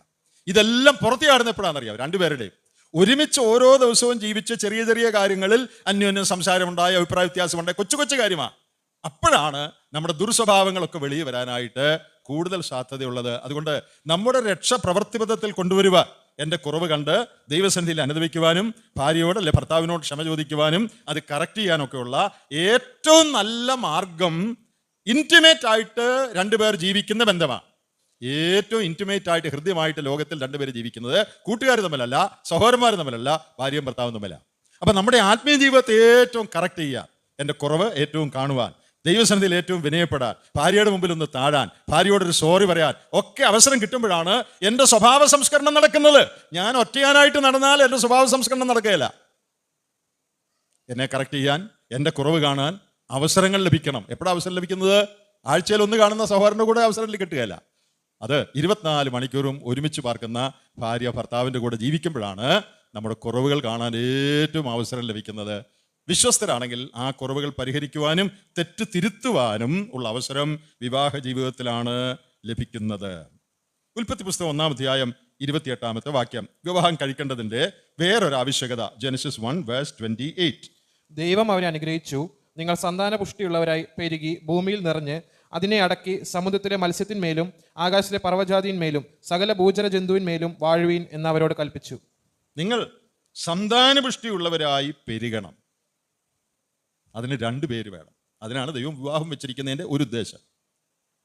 വിവാഹം കഴിച്ചില്ലെങ്കിൽ എന്ത് പറ്റും? എനിക്ക് കല്യാണമൊന്നും വേണ്ട. ശരി, ഇപ്പം ഞാൻ പറയുകയാണ്, ഞാൻ ബാച്ചലറാന്ന് വിചാരിക്കുക, എനിക്ക് വിവാഹം വേണ്ട. എനിക്ക് വിവാഹം വേണ്ടെന്ന് പറയാൻ എനിക്ക് അവകാശം ഉണ്ടെങ്കിൽ ഇവിടെ ഇരിക്കുന്ന എല്ലാ പുരുഷന്മാർക്കും അവകാശമുണ്ട്, അല്ലേ? അല്ലാതെ എനിക്ക് മാത്രമേ ഉള്ളൂ അങ്ങനെ പറയാൻ അവകാശം അല്ല. ഒരു സഹോദരി പറയാണ് ഞാൻ കല്യാണമൊന്നും കഴിക്കുന്നില്ല, ശരി, ഈ സഹോദരിക്ക് പറയാമെങ്കിൽ ഇവിടെ ഇരിക്കുന്ന എല്ലാ സഹോദരിമാർക്കും പറയാം എനിക്ക് കല്യാണം വേണ്ടെന്ന്. എല്ലാവരും പറഞ്ഞാൽ എന്ത് പറ്റും? നിങ്ങളെന്ന് പറഞ്ഞേ. സകലരും പറയാം ഞങ്ങൾക്ക് കല്യാണം വേണ്ട, ഞങ്ങൾക്ക് വിവാഹമൊന്നും വേണ്ട, പുരുഷനും സ്ത്രീ ഒരുമിച്ചൊന്നും ജീവിക്കണ്ട. ശരി, ലോകത്തിന് എന്ത് പറ്റും? എന്താ പറ്റും? ചിന്തിച്ചു നോക്കിയേ, ലോകത്തിന് എന്ത് പറ്റും? ലോകം നിന്ന് പോകും, അല്ലേ? ലോകം നിന്ന് പോകുകയല്ലേ? ആരും കല്യാണം കഴിക്കുന്നുമില്ല, സ്ത്രീയും പുരുഷനും തമ്മിൽ ബന്ധപ്പെടുന്നുമില്ല. എല്ലാവരും തീരുമാനിച്ചോ ഇത് തൊല്ലയാ, ഭയങ്കര ബന്ധപ്പാടാ, വിവാഹ ജീവിതം വലിയ ബുദ്ധിമുട്ടാണ്, അതുകൊണ്ട് ഇനി മുതൽ ഞങ്ങൾ ആരും കല്യാണം കഴിക്കുന്നില്ല. അങ്ങനെ വെച്ചാൽ എന്ത് പറ്റും? ലോകം നിന്ന് പോകും. ജൂബിലി ആശുപത്രിയൊക്കെ അടച്ചു പൂട്ടേണ്ടി വരും. ആളില്ല, ഡോക്ടർമാരും ഇല്ല, പിന്നെ രോഗികളും ഇല്ല, മനുഷ്യരേ ഇല്ല. അപ്പോൾ എനിക്കെങ്ങനെ തീരുമാനിക്കാമെങ്കിൽ വേറെ ആർക്കും തീരുമാനിച്ചുകൂടെ? അതോ എനിക്ക് മാത്രം സ്പെഷ്യൽ റൈറ്റ് ആണോ കല്യാണം കഴിക്കുന്നില്ലെന്ന് പറയാൻ? എനിക്ക് റൈറ്റ് ഉണ്ട്, നിങ്ങൾക്കും റൈറ്റ് ഉണ്ട്. അങ്ങനെ എല്ലാവരും കൂടെ തീരുമാനിച്ചാലോ? എല്ലാവരും കൂടെ തീരുമാനിച്ചാൽ ലോകം നിന്ന് പോകും. ദൈവത്തിൻ്റെ കാര്യപരിപാടി എന്താ? ലോകം നിന്ന് പോകണമെന്നാണ്. ദൈവത്തിൻ്റെ കാര്യപരിപാടി സന്താനവിഷ്ടിയുള്ളവരായി നിങ്ങൾ പെരുകി ലോകം മുന്നോട്ട് പോകണം.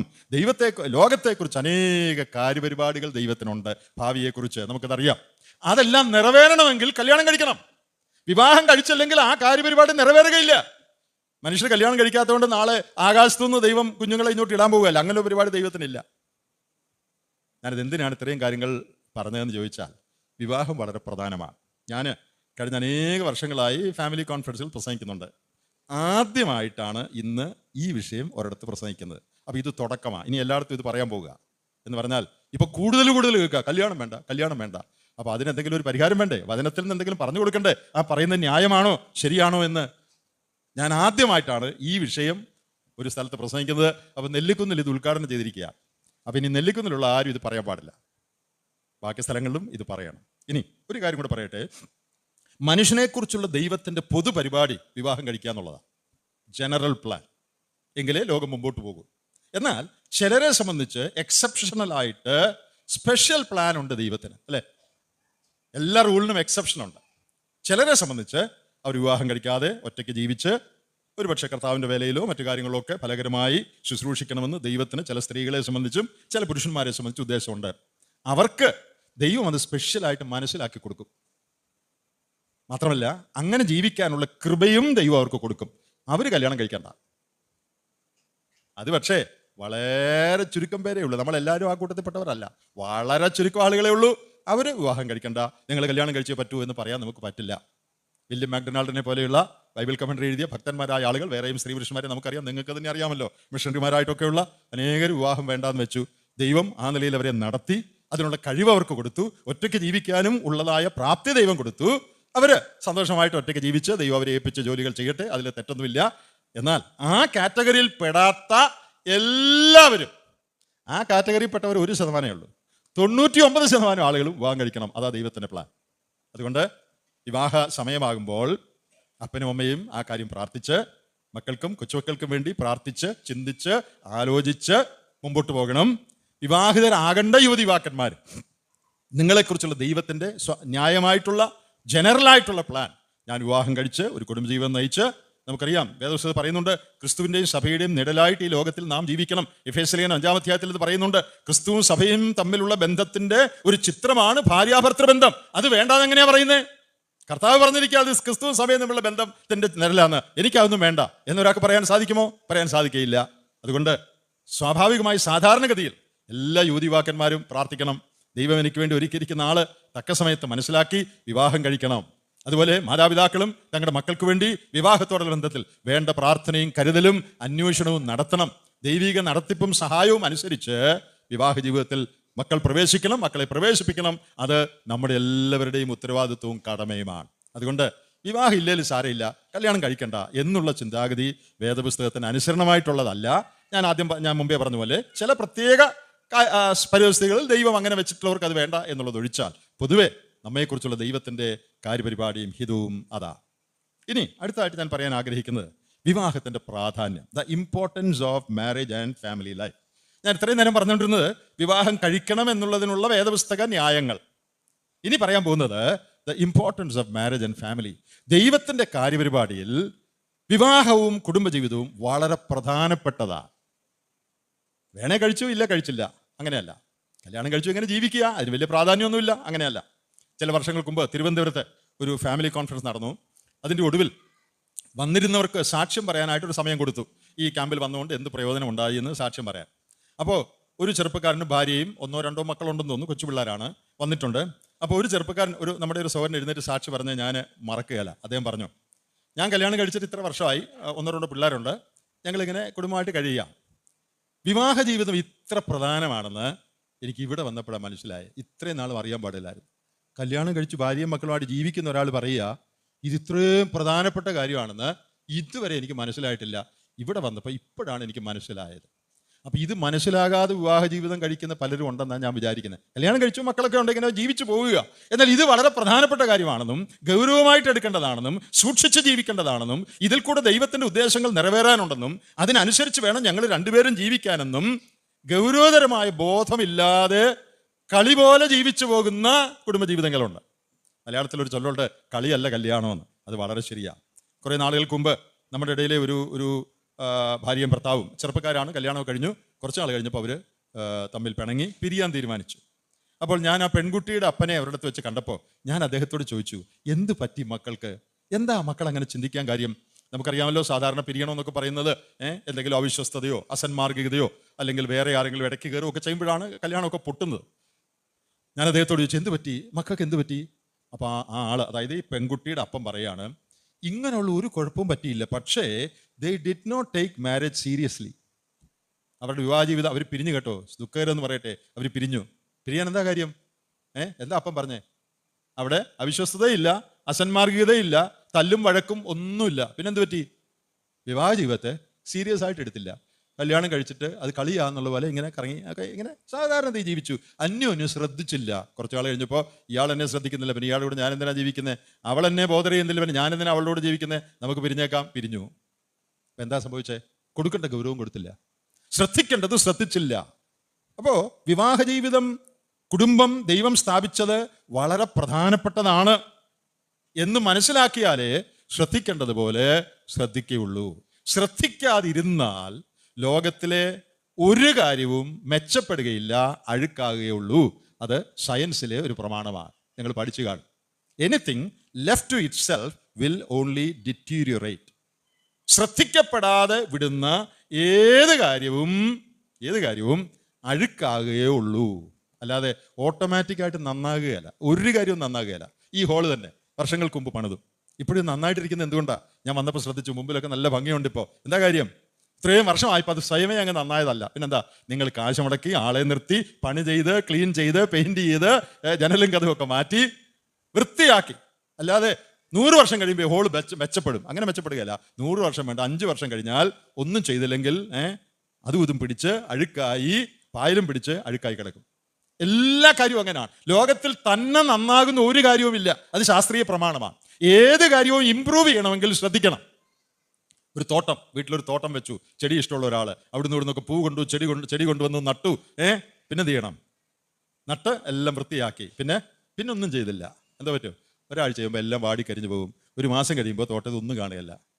പക്ഷെ അറ്റൻഡ് ചെയ്താലോ, എല്ലാ ദിവസവും എഴുന്നേറ്റ് നോക്കും, വെള്ളം ഒഴിച്ചോ, വളവിട്ടോ, കിളച്ചോ, അകലം വിട്ടൊക്കെ ഇതിനെ വെച്ചോ. അങ്ങനെ ശ്രദ്ധിച്ചാൽ കുറച്ചാൾ കഴിയുമ്പോൾ തോട്ടം മനോഹരമായൊരു പൂന്തോട്ടമായിട്ട് തീരും. പ്രിയപ്പെട്ടവരെ, marriage is like a garden. If you attend to it, it will improve. If you do not attend to it, it will deteriorate. വിവാഹ ജീവിതം എന്ന് പറയുന്ന ഒരു തോട്ടം പോലെയാണ്. അതിൽ ശ്രദ്ധിക്കേണ്ട കാര്യങ്ങൾ ശ്രദ്ധിച്ചാൽ, അന്യോന്യം സമയം കൊടുക്കുക, അന്യോന്യം സംസാരിക്കുക, അന്യോന്യം കരുതുക, അന്യോന്യം ക്ഷമിക്കുക, ഒരുമിച്ച് ആലോചിക്കുക, അങ്ങനെ ഒത്തിരി കാര്യങ്ങളുണ്ട്. ഇതെല്ലാം ചെയ്താൽ വിവാഹ ജീവിതം നന്നാവും. ഇത് ചെയ്തില്ലെങ്കിൽ വിവാഹ ജീവിതം താറുമാറാകും. അതുകൊണ്ട് ഇത് പ്രധാനമാണ് എന്നുള്ളതിന് കുറച്ച് കാരണങ്ങൾ ഞാൻ പെട്ടെന്ന് നിങ്ങളോടൊന്ന് പറയാം. ഓരോന്നും ഇഷ്ടംപോലെ വിശദീകരിച്ചാൽ നല്ലതാ, പക്ഷേ അതിനിപ്പോൾ സമയമെടുക്കുന്നില്ല. എന്തുകൊണ്ടാണ് വിവാഹം പ്രധാനമായിരിക്കുന്നത്? അനേക കാരണങ്ങൾ പറയാറുണ്ട്. ഒന്നാമത്തെ കാരണം നമ്മൾ നേരത്തെ ഒന്ന് സൂചിപ്പിച്ചാണ്, marriage is divine in origin. ദൈവം സ്ഥാപിച്ചതാണ്. അതുകൊണ്ട് തന്നെ വിവാഹം ഏറ്റവും പ്രധാനമാണ്. ദൈവമാണ് സ്ഥാപിച്ചതെന്ന് വന്നാൽ അതിൻ്റെ പ്രാധാന്യം അതിൽ തന്നെ വലുതാണ്. It is the idea of an all wise God. സർവജ്ഞാനിയായ ദൈവത്തിൻ്റെ ആശയമാണ് വിവാഹം. അങ്ങനെയാണെങ്കിൽ അത് തീർച്ചയായിട്ടും പ്രധാനമാണ്. നമ്മളാരും ഉണ്ടാക്കിയതല്ല, സഭക്കാരുണ്ടാക്കിയതല്ല, സമൂഹം ഉണ്ടാക്കിയതല്ല. സർവജ്ഞാനിയായ ദൈവത്തിൻ്റെ ബുദ്ധിമൂശയിൽ ഉരുത്തിരിഞ്ഞ ആശയമാണ് വിവാഹം. അതുകൊണ്ട് തന്നെ വിവാഹം ഏറ്റവും പ്രധാനമാണ്, ദൈവത്തിൻ്റെ കാര്യമാണ്. Marriage is God's business. നമ്മുടെ ആരുടെയും കാര്യമല്ല. വിവാഹം, കുടുംബം എന്ന് പറയുന്നത് ദൈവത്തിൻ്റെ കാര്യപരിപാടിയാണ്. ഇനി ദൈവത്തിൻ്റെ സ്ഥാപനങ്ങളിൽ ഏറ്റവും ആദ്യത്തേതാണ് വിവാഹം. First institution of God. ദൈവത്തിൻ്റെ സ്ഥാപനങ്ങൾ എന്ന് പറയുന്നത് 3ആണ്. ഒന്ന് കുടുംബം, മറ്റൊന്ന് സഭ, മറ്റൊന്ന് ഗവൺമെൻറ്, ഭരണം. ഇത് 3 ദൈവത്തിൻ്റെ സ്ഥാപനങ്ങളാണ്. ഈ 3 സ്ഥാപനങ്ങളിൽ ഒന്നാമത്തെ സ്ഥാപനം ഗവൺമെൻറ് അല്ല, സഭയല്ല. ഒന്നാമത്തെ സ്ഥാപനം കുടുംബമാണ്. First institution of God. ദൈവം സ്ഥാപിച്ച ഒന്നാമത്തെ സ്ഥാപനം കുടുംബമാണ്. അപ്പോൾ അത് ഏറ്റവും പ്രധാനമാണ്. ഇനി മറ്റൊന്ന്, ദൈവം സ്ഥാപിച്ച ബന്ധങ്ങളിൽ ആദ്യത്തെ ബന്ധവും ഏറ്റവും ദൃഢതരമായ ബന്ധവും ഭാര്യയും ഭർത്താവും തമ്മിലുള്ള ബന്ധമാണ്. ലോകത്തിൽ ബന്ധങ്ങൾ സ്ഥാപിച്ചത് ദൈവമാണ്, നമുക്ക് എല്ലാവർക്കും അറിയാം. ദൈവം സ്ഥാപിച്ച ആദ്യ ബന്ധം അളിയനും അളിയനും തമ്മിലുള്ള ബന്ധമല്ല, പിന്നെ പെങ്ങളും ആങ്ങളെയും കൂടെയുള്ള ബന്ധമല്ല. ദൈവം സ്ഥാപിച്ച ആദ്യ ബന്ധം ഭാര്യയും ഭർത്താവും തമ്മിലുള്ള ബന്ധമാണ്. ആദ്യ ബന്ധമെന്ന് മാത്രമല്ല, ഏറ്റവും ദൃഢതരമായ ബന്ധം. ലോകത്തിൽ അനേക ബന്ധങ്ങളുണ്ട്, ഉറ്റ സ്നേഹിതരൊക്കെ ഉണ്ട് നമുക്ക്. പക്ഷേ ഏറ്റവും ദൃഢതരമായ, the most intimate and the strongest relationship ദൈവം സ്ഥാപിച്ചത് വിവാഹ ബന്ധമാണ്. അപ്പൊ അതുകൊണ്ട് തന്നെ നമ്മൾ ഓരോ പോയിന്റ് പറയുമ്പോഴും ഇത്ര പ്രധാനമാണോ ഇത്? ദൈവം സ്ഥാപിച്ചതാ. 2, ദൈവത്തിന്റെ ആദ്യ സ്ഥാപനമാ. 3, ദൈവം സ്ഥാപിച്ച ആദ്യത്തെ ബന്ധമാ. പിന്നെ ദൈവം സ്ഥാപിച്ച ബന്ധങ്ങളിൽ ഏറ്റവും അടുത്ത ബന്ധമാണ് ഭാര്യയും ഭർത്താവും തമ്മിലുള്ള ബന്ധം. അപ്പോൾ ഈ കാരണങ്ങളാൽ വിവാഹം ഏറ്റവും പ്രധാനപ്പെട്ടതാണ്. അടുത്തൊരു കാരണം, ലോകത്തെക്കുറിച്ചുള്ള കാര്യപരിപാടി നിറവേറ്റുവാൻ ദൈവം ഉപയോഗിക്കുന്ന മുഖാന്തരം കുടുംബമാണ്.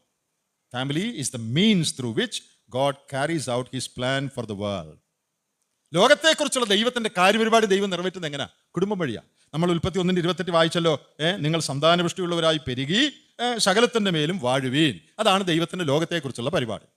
ഭൂമി എങ്ങനെ ഉണ്ടാക്കി കാലിയായിട്ട് 10 പേരെ ഒരു മൂലക്കിട്ട് അവരിങ്ങനെ ജീവിച്ചു പോകുക, അതല്ല ദൈവത്തിന്റെ പരിപാടി. ഈ ഭൂമി മനുഷ്യനെ കൊണ്ട് പെരുകണം, എന്നിട്ട് അതിനെ മനുഷ്യൻ വാഴണം. ദൈവത്തിന്റെ കാര്യപരിപാടി അതാണ്. ആ കാര്യപരിപാടി നിറവേറണമെങ്കിൽ കുടുംബം വേണം. കുടുംബമില്ലെങ്കിൽ ലോകത്തെക്കുറിച്ചുള്ള ദൈവത്തിന്റെ കാര്യപരിപാടി നിറവേറുകയില്ല. നോഹയുടെ കാലത്ത് ലോകത്തിലെ സകല മനുഷ്യരെയും, നോഹയുടെ കുടുംബം ഒഴിച്ച് എല്ലാവരെയും ദൈവം നശിപ്പിച്ചല്ലേ ജലപ്രളയത്തിൽ. പക്ഷേ നോഹയുടെ ജലപ്രളയം നാശത്തിന് ശേഷവും ലോകത്തെക്കുറിച്ചുള്ള ദൈവത്തിന്റെ കാര്യപരിപാടി ദൈവം നിറവേറ്റിയത് നോഹയുടെ കുടുംബത്തിൽ കൂടെയാണ്. നിങ്ങളൊന്ന് ആലോചിച്ച് നോക്കിയേ. God continued to carry out his plan for the world after the flood through one man's family. ഒരാളുടെ കുടുംബം വഴിയാണ് ലോകത്തെക്കുറിച്ചുള്ള ദൈവത്തിന്റെ കാര്യപരിപാടി ദൈവം മുന്നോട്ട് കൊണ്ടുപോയത്. സകലത്തെയും സകലരെയും നശിപ്പിച്ചു കഴിഞ്ഞും ലോകത്തെക്കുറിച്ചുള്ള കാര്യപരിപാടി ദൈവം മുമ്പോട്ട് കൊണ്ടുപോയത് ഒരാളുടെ കുടുംബം വഴിയാണ്. അപ്പോൾ കുടുംബം ലോകത്തെക്കുറിച്ചുള്ള ദൈവത്തിന്റെ കാര്യപരിപാടി നിറവേറ്റാനുള്ള നല്ലൊരു മുഖാന്തരമാണ് കുടുംബം. നമുക്ക് മക്കളുണ്ടാകുന്നത് ദൈവത്തിന്റെ കാര്യപരിപാടിയാണ്. ആൺമക്കളാണെങ്കിലും പെൺമക്കളാണെങ്കിലും നമുക്കുണ്ടാകുന്നത് ദൈവത്തിന്റെ കാര്യപരിപാടിയുടെ ഭാഗമാണ്. അതിലാരും വിഷമിക്കുകയും പെണ്ണായിപ്പോയെന്ന് വിചാരിച്ച് വിഷമിക്കുകയും നിരാശപ്പെടുകയൊന്നും വേണ്ട. നിങ്ങൾക്ക് ഏറ്റവും പരിചയമുള്ള ഒരാളുടെ കാര്യം എൻ്റെ മനസ്സിൽ ഇപ്പം വന്നതുകൊണ്ട് നിങ്ങളോടൊന്ന് പറഞ്ഞേക്കാം. നിങ്ങൾക്ക് അറിയാവുന്ന ആളായുണ്ട്, ചാൾസ് വിക് സായിപ്പ്. എല്ലാവർക്കും അറിയാമല്ലോ, അദ്ദേഹത്തിൻ്റെ ആസ്ഥാനം ഇവിടെ ആയിരുന്നല്ലോ. അപ്പോൾ അദ്ദേഹം, ഞങ്ങൾ തമ്മിൽ വളരെ അടുപ്പമായിരുന്നു. അദ്ദേഹമാണ് എന്നെ ആദ്യം ഓസ്ട്രേലിയയിൽ കൊണ്ടുപോയത്. ഞങ്ങൾ ഒരുമിച്ച് ഒത്തിരി കാര്യങ്ങൾ ഏർപ്പെട്ടിട്ടുണ്ട്. എനിക്ക് 3 മക്കളുണ്ടായി കഴിഞ്ഞ്, 3 പെൺമക്കളാണ്. 3 മക്കളുണ്ടായി കഴിഞ്ഞ് 4ാമത് എനിക്കൊരു മകൾ ഉണ്ടായ കാര്യം ഞാൻ അദ്ദേഹത്തെ അറിയിച്ചു. എഴുത്തെഴുതി ഇങ്ങനെ എനിക്ക് 4ാമതൊരു മോളുണ്ടായിരുന്നു. അപ്പോൾ അദ്ദേഹത്തിന് ഈ മലയാളികളുടെ മനസ്സ് നല്ലതായിട്ട് അറിയാം. 22 വർഷം എല്ലാ വർഷവും ഇന്ത്യ വന്നയാളാണ്. അപ്പോൾ മലയാളി എങ്ങനെ ചിന്തിക്കുന്നത് പുള്ളിക്കറിയാം. അപ്പോൾ അദ്ദേഹം വിചാരിച്ചു ഞങ്ങൾക്കും ചിലപ്പം വല്ലതും മനസ്സിലൊരു സന്തോഷക്കുറവല്ലോ ആയിരിക്കുമോ എന്ന് വിചാരിച്ച് എന്നെ ആശ്വസിപ്പിക്കാൻ ഒരു എഴുത്തെഴുതി, ചാൾസ് വിക് സായിപ്പ്. അപ്പോൾ ആ എഴുത്തിലെഴുതിയത് 4ാമതൊരു മോളുണ്ടായെന്ന് കേട്ടു. അതിൽ വിഷമിക്കൊന്നും വേണ്ട. അദ്ദേഹം എഴുതിയൊരു കാര്യം, ദൈവത്തിൻ്റെ കാര്യപരിപാടി മുമ്പോട്ട് കൊണ്ടുപോകാനായിട്ടാണ് ഒരു മോളെ കൂടെ ദൈവം തന്നിരിക്കുന്നത്. അതിൽ ഡിസ്കറേജ്മെൻ്റ് ഒന്നും വേണ്ട എന്ന് പറയാൻ അദ്ദേഹം സ്നേഹം കൊണ്ട് എഴുതിയതാണ്. ചില ആളുകൾക്ക് ഭയങ്കര ഡിസ്കറേജ്മെൻ്റാണ്. പെണ്ണായി പോയല്ലോ എന്ന് ആത്മാർത്ഥമായിട്ട് ദുഃഖിക്കുന്ന എത്ര വിശ്വാസികളുണ്ടെന്നറിയാമോ? ഞാനിങ്ങനെ ഓരോ സ്ഥലങ്ങളൊക്കെ പോവുകയും ആളുകളോടൊക്കെ സംസാരിക്കുകയും ചെയ്യുമ്പോൾ എനിക്ക് സങ്കടം തോന്നിയിട്ടുണ്ട്. ചില അമ്മമാർക്ക് തീരാ ദുഃഖമാണ്, എല്ലാം പെണ്ണായിപ്പോയി. ഒരാൾ പറഞ്ഞു കുറഞ്ഞ പക്ഷെ ബീഡി വലിക്കുകയല്ലോ എന്നെങ്കിലും ആശ്വസിക്കാമായിരുന്നെന്ന്. എല്ലാം പെണ്ണായിപ്പോയി, ഏതാണ്ട് ഭയങ്കര കുഴപ്പം സംഭവിച്ചെന്നാ. അത് കാശിനോടുള്ള സ്നേഹം കൊണ്ടുകൂടാണെന്നാണ് ഞാൻ വിചാരിക്കുന്നത്. അതിൻ്റെ അർത്ഥം മലയാളികൾക്കെല്ലാം മനസ്സിലായി. അതുപോട്ടെ. അപ്പോൾ ഞാൻ പറഞ്ഞത്, പെണ്ണാണോ ആണാണോ, ഇത് ദൈവത്തിൻ്റെ കാര്യപരിപാടിയിൽ ദൈവത്തിനൊരു പ്ലാനുണ്ട്. പെണ്ണായി പോയതുകൊണ്ട് യാതൊരു ദോഷവുമില്ല, ഞങ്ങൾക്ക് വളരെ സന്തോഷമാണ് എല്ലാം പെണ്ണാണെന്നുള്ളതിൽ. ആത്മീയമായും മറ്റു നിലകളിലും എല്ലാവരും സന്തോഷമായിട്ടിരിക്കുക. അതിലൊന്നും ആരും പരിഭ്രമിക്കേണ്ട, ഭയപ്പെടേണ്ട. ദൈവം നിങ്ങൾക്ക് തരുന്നത് ആണാണെങ്കിലും പെണ്ണാണെങ്കിലും അതിൽ സന്തോഷിച്ചാൽ മതി. ഞാൻ ആ ബന്ധത്തിൽ ഒരു കാര്യം കൂടെ ഒന്ന് പറഞ്ഞോട്ടെ. ഞങ്ങളുടെ കുടുംബത്തോട് വളരെ അടുത്ത ഒരു പ്രായമുള്ള ഒരു അപ്പച്ചൻ്റെ ഒരു സ്ഥലത്തുണ്ടായിരുന്നു. അപ്പോൾ അദ്ദേഹത്തിന് വളരെ ആഗ്രഹമായിരുന്നു 4ാമത് ഒരു ആണ് വേണമെന്ന് ഞങ്ങൾക്ക്. അപ്പോൾ അദ്ദേഹം ഇങ്ങനെ കാത്തിരിക്കുകയാണ് ന്യൂസ് വരാനായിട്ട്, 4ാമത് ആൺകൊച്ചുണ്ടായി എന്നുള്ള ന്യൂസ് വരാൻ. അങ്ങനെ ഇരിക്കുമ്പോൾ എൻ്റെ ഭാര്യ പ്രസവിച്ചു, 4ാമതും പെൺകുച്ച്. ഞാൻ ഈ അപ്പച്ചനെ, പ്രായമുള്ള ആളാണ്, അദ്ദേഹത്തെ ഫോണിൽ വിളിച്ച് പറഞ്ഞു, വെച്ചാൽ ഞങ്ങൾക്ക് ഇങ്ങനെ ഭാര്യ പ്രസവിച്ചു, ഒരു പെൺകുട്ടിയാ. വെളിപ്പാട് പുസ്തകത്തിൽ വായിക്കുന്ന പോലെ കുറേ നേരം ഒരു നിശബ്ദതയുണ്ടായി. മറ്റേ അറ്റത്ത് നിശബ്ദത അർത്ഥം എല്ലാവർക്കും മനസ്സിലായല്ലോ അല്ലേ? കുറേ നേരം സ്വർഗത്തിൽ മൗനം ഉണ്ടായെന്ന് പറഞ്ഞ പോലെ ഒരു നിശബ്ദത, ഒന്നും പറയാനില്ല. കാരണം അദ്ദേഹം വിചാരിച്ചിരുന്നത് തീർച്ചയായിട്ടും 4ാമത് ആണായിരിക്കുമെന്നാണ്. പക്ഷെ സംഭവിച്ചില്ല. ഞാൻ പറഞ്ഞു വന്നത്, ദൈവത്തിൻ്റെ കാര്യപരിപാടി ലോകത്തെക്കുറിച്ച് ദൈവം നിറവേറ്റുക. അതിൽ ആണുങ്ങൾക്ക് പങ്കുണ്ട്, പെണ്ണുങ്ങൾക്ക് പങ്കുണ്ട്. എല്ലാ പെണ്ണുങ്ങളായാൽ അതിലും പ്ലാനുണ്ട്, എല്ലാ ആണുങ്ങളായാൽ അതിലും പ്ലാനുണ്ട്. വിശ്വാസികളായ നാം അതിലൊന്നും അധികം സന്തോഷിക്കും, നിരാശപ്പെടും ഒന്നും ചെയ്യേണ്ട കാര്യമില്ല. നാം കുടുംബങ്ങളായി ജീവിക്കുന്നെങ്കിൽ നമ്മുടെ കുടുംബത്തിൽ കൂടെ ദൈവത്തിൻ്റെ കാര്യപരിപാടി നിറവേറുക, അതായിരിക്കണം നമ്മുടെ സന്തോഷവും നമ്മുടെ ലക്ഷ്യവും. അപ്പോൾ കുടുംബം എന്ന് പറയുന്നത് ദൈവത്തിൻ്റെ കാര്യപരിപാടി നിറവേറ്റുവാനുള്ള ദൈവത്തിൻ്റെ മുഖാന്തരമാണ്. ഇനി സമൂഹത്തിലെ അടിസ്ഥാന ഘടകം കുടുംബമാണ്. Family is the basic unit of the society. അതാണ് കുടുംബത്തിൻ്റെ പ്രാധാന്യം. സമൂഹം എന്ന് പറയുന്നത് അല്ല, ഈവൻ സഭയെന്ന് പറയുന്നതും വ്യക്തികളുടെ കൂട്ടമാണെന്നുള്ളത് ശരിയാണെങ്കിലും ഒരു കണക്കിന് കുടുംബങ്ങളാണ് സഭയിലും സമൂഹത്തിലും ഉള്ളത്. മറ്റൊരു കാര്യം, ലോകത്തിലെ മറ്റെല്ലാ ബന്ധങ്ങളും പിരിയാൻ പറ്റുന്നതാണ്, അല്ലെങ്കിൽ അതിൽ നിന്ന് പിന്മാറാൻ ഒക്കുന്നതാണ്. എന്നാൽ പെർമനന്റ് ഇൻഡിസൊല്യൂബിൾ റിലേഷൻഷിപ്പ് എന്ന് പറയുന്നത് വിവാഹബന്ധമാണ്. വിവാഹബന്ധം പിരിയാൻ ദൈവം അനുവദിക്കാത്ത ഒരു ബന്ധമാണ്. ദൈവം യോജിപ്പിച്ചതിനെ മനുഷ്യൻ വേർപിരിക്കരുത്. ബാക്കി ഏത് കാര്യത്തിൽ നിന്ന് വേണേൽ രാജിവെക്കാം. ഞാനൊരു ജോലിക്ക് കയറി ഇഷ്ടപ്പെട്ടില്ല, രാജിവെച്ചാൽ മതി. ബിസിനസ് തുടങ്ങി കാശൊക്കെ ഇൻവെസ്റ്റ് ചെയ്തു, പക്ഷേ ബിസിനസ് ശരിയാകുന്നില്ല, കട അടച്ചുപൂട്ടിയാൽ മതി. കുറച്ച് കാശ് നഷ്ടപ്പെടുന്നേ ഉള്ളൂ, ജീവിതം നഷ്ടപ്പെടുകയില്ല. വേറെ ഏത് മേഖലയിലും അത് ഒക്കും. എന്നാൽ അതൊക്കാത്ത ഒരു മേഖലയുണ്ട്, അത് വിവാഹമാണ്. അതുകൊണ്ടാണ് മാതാപിതാക്കളെ, നിങ്ങൾ മക്കൾക്ക് വേണ്ടി കല്യാണം ആലോചിക്കുമ്പോൾ എടുപിടിയും ധൃതി വെച്ച് കല്യാണം നടത്തല്ലേ. ശരിയായി ആലോചിച്ച് പ്രാർത്ഥിച്ച് ദൈവത്തിൻ്റെ ആലോചന മനസ്സിലാക്കിയേ മക്കളുടെ വിവാഹം നടത്താവുള്ളൂ. കാരണം ഒരിക്കൽ അതിൽ പ്രവേശിച്ചാൽ അതിൽ നിന്ന് ഇറങ്ങാൻ ദൈവം അനുവദിച്ചിട്ടില്ല. വിവാഹം കഴിക്കാനുള്ള എല്ലാവരോടും ഞാൻ പറയാം, ധൃതി വെച്ച് ചെറുക്കന് 3 ദിവസമേ അവധിയുള്ളൂ. അതുകൊണ്ട് ഇപ്പം വന്ന ആലോചന നല്ല ആലോചനയാ. ഇന്ന് ഉറച്ച് നാളെ കഴിഞ്ഞ് കല്യാണം. അങ്ങനെ പെട്ടെന്ന് നടത്തുന്നത് തെറ്റാന്ന് ഞാൻ പറയല്ല. ആലോചിക്കാൻ സമയമില്ലാതെ, ചിന്തിക്കാൻ സമയമില്ലാതെ ദയവ് ചെയ്ത് കല്യാണം നടത്തരുത്. കാരണം ഇതിനകത്ത് ജോലിക്ക് വേണേൽ കയറിക്കോ, റിസൈൻ ചെയ്താൽ മതി. കച്ചവടം വേണേൽ തുടങ്ങിയോ, കാശ് നഷ്ടം വരുമെന്നേ ഉള്ളൂ. കല്യാണം കഴിക്കരുത് അങ്ങനെ. എന്തുകൊണ്ടാണെന്നറിയാമോ? അത് കയറി അയ്യോ ശരിക്കും ആലോചിച്ചില്ല, ഇത് അറിഞ്ഞില്ലായിരുന്നല്ലോ, എന്തേ അറിയാഞ്ഞോ, അന്വേഷിച്ചില്ലല്ലോ, അന്വേഷിച്ചാലേ അറിയുള്ളൂ. കല്യാണം കഴിഞ്ഞ് കുഴപ്പം വരുമ്പോൾ ആളുകൾ പറയുന്നു, അയ്യോ ഞങ്ങൾക്ക് ഇത് അറിയാൻ മേലായിരുന്നു. എന്താ അറിയാൻ മേലായിരുന്നേ? ചോദിക്കേണ്ടവരോട് ചോദിച്ചോ, അന്വേഷിക്കേണ്ടവരോട് അന്വേഷിച്ചോ? ഇല്ല. എന്നിട്ട് അറിയാൻ പാടില്ലെന്ന് പറഞ്ഞിട്ട് എന്താ കാര്യം? ഇപ്പം ഇതെങ്ങനെയാലും പിരിക്കാൻ ഓടി നടക്കുക. ബ്രദറെ ഒന്ന് സഹായിക്കണേ. എങ്ങനെ സഹായിക്കുന്നേ? എൻ്റെ പ്രിയപ്പെട്ടവരെ, വളരെ ഗൗരവമായൊരു കാര്യമാണ്. കയറുമ്പോൾ സൂക്ഷിച്ച് കയറണം. പിരിയാൻ കഴിയാത്ത ബന്ധമാണ്. വളരെ പ്രാർത്ഥിച്ച് ദൈവത്തിൻ്റെ നടത്തിപ്പും ആലോചനയും മനസ്സിലാക്കി വേണം ഈ കാര്യത്തിൽ വിവാഹം കഴിക്കാനുള്ളവർ പ്രവേശിക്കാൻ, അപ്പനും അമ്മയും ഏർപ്പെടുക. ഈ ബന്ധത്തിൻ്റെ പ്രാധാന്യം അതാണ്. പിരിയാൻ കഴിയാത്ത ഒരു ബന്ധമാണ്. ഇനി മറ്റൊന്ന്, നമ്മുടെ സ്വഭാവം, നമ്മുടെ പേഴ്സണാലിറ്റി രൂപപ്പെടുന്നത് കുടുംബത്തിനുള്ളിലാണ്. Our personality is moulded in the family. ഒരു കുഞ്ഞ് ജനിച്ച് കുടുംബത്തിൽ വളരുക. ആ കുടുംബം എങ്ങനെയാണെന്നുള്ള ആശ്രയിച്ചാണ് ആ കുഞ്ഞിൻ്റെ സ്വഭാവവും പെരുമാറ്റവും ഭാവിയും ഇരിക്കാൻ പോകുന്നത്. ഇതെന്തൊരു വലിയ സത്യമാണ്. നിങ്ങൾ ചിന്തിച്ചിട്ടുണ്ടോ? നമ്മുടെ കുടുംബം ശരിയല്ലെങ്കിൽ അതിനകത്ത് രൂപപ്പെടുന്ന ജീവിതങ്ങളും ശരിയാകാതെ പോകാനുള്ള സാധ്യത വളരെ വലുതാണ്. കുടുംബത്തെ ശരിയായി സൂക്ഷിച്ചാൽ അതിൽ വളർന്നു വരുന്ന പിഞ്ചു കുഞ്ഞുങ്ങളുടെ ജീവിതവും ശരിയാകാനുള്ള സാധ്യത വളരെ വലുതാണ്. So family is a place where our character or personality is moulded. നമ്മുടെ സ്വഭാവം രൂപപ്പെടുന്നത്, ഒരാളുടെ വ്യക്തിത്വം രൂപപ്പെടുന്നത് കുടുംബത്തിൻ്റെ ക്വാളിറ്റി അനുസരിച്ചാണ്. അതുകൊണ്ടാണ് എല്ലാവരും നല്ല കുടുംബജീവൻ നയിക്കേണ്ടത്. നല്ല കുടുംബജീവൻ നയിച്ചില്ലെങ്കിൽ നിങ്ങൾക്ക് മാത്രമല്ല കുഴപ്പം, ആ കുടുംബത്തിൽ വളർന്നു വരുന്ന കുഞ്ഞുങ്ങളുടെ ജീവിതത്തെ വളരെ ദോഷകരമായിട്ട് അത് ബാധിക്കും. അങ്ങനെ ബാധിച്ച് എത്രയോ യുവതി യുവാക്കന്മാർ നമ്മുടെ ഇടയിൽ തന്നെ ഉണ്ട്. ശരിയല്ലാത്ത കുടുംബങ്ങളിൽ വളർന്നുകൊണ്ടുള്ള മാനസികമായ ആഘാതം, എന്തെല്ലാം മാനസികമായ വിഷമങ്ങൾ ഏറ്റിട്ടുള്ള എത്ര യുവതി യുവാക്കന്മാർ. അതിന് ഉത്തരവാദികൾ ആരാന്നറിയാമോ? ശരിയായി ജീവിക്കാഞ്ഞ മാതാപിതാക്കൾ. അതുകൊണ്ട് കുടുംബം പ്രധാനമാണ്. കാരണം നമ്മുടെ സ്വഭാവവും വ്യക്തിത്വവും രൂപപ്പെടുന്നത് കുടുംബത്തിലാണ്. മറ്റൊരു പ്രാധാന്യം, our family life affects our whole life effectiveness and usefulness. നമ്മുടെ മുഴു ജീവിതത്തെയും ജീവിതത്തിൻ്റെ പ്രയോജനത്തെയും ബാധിക്കുന്നതാണ് കുടുംബം.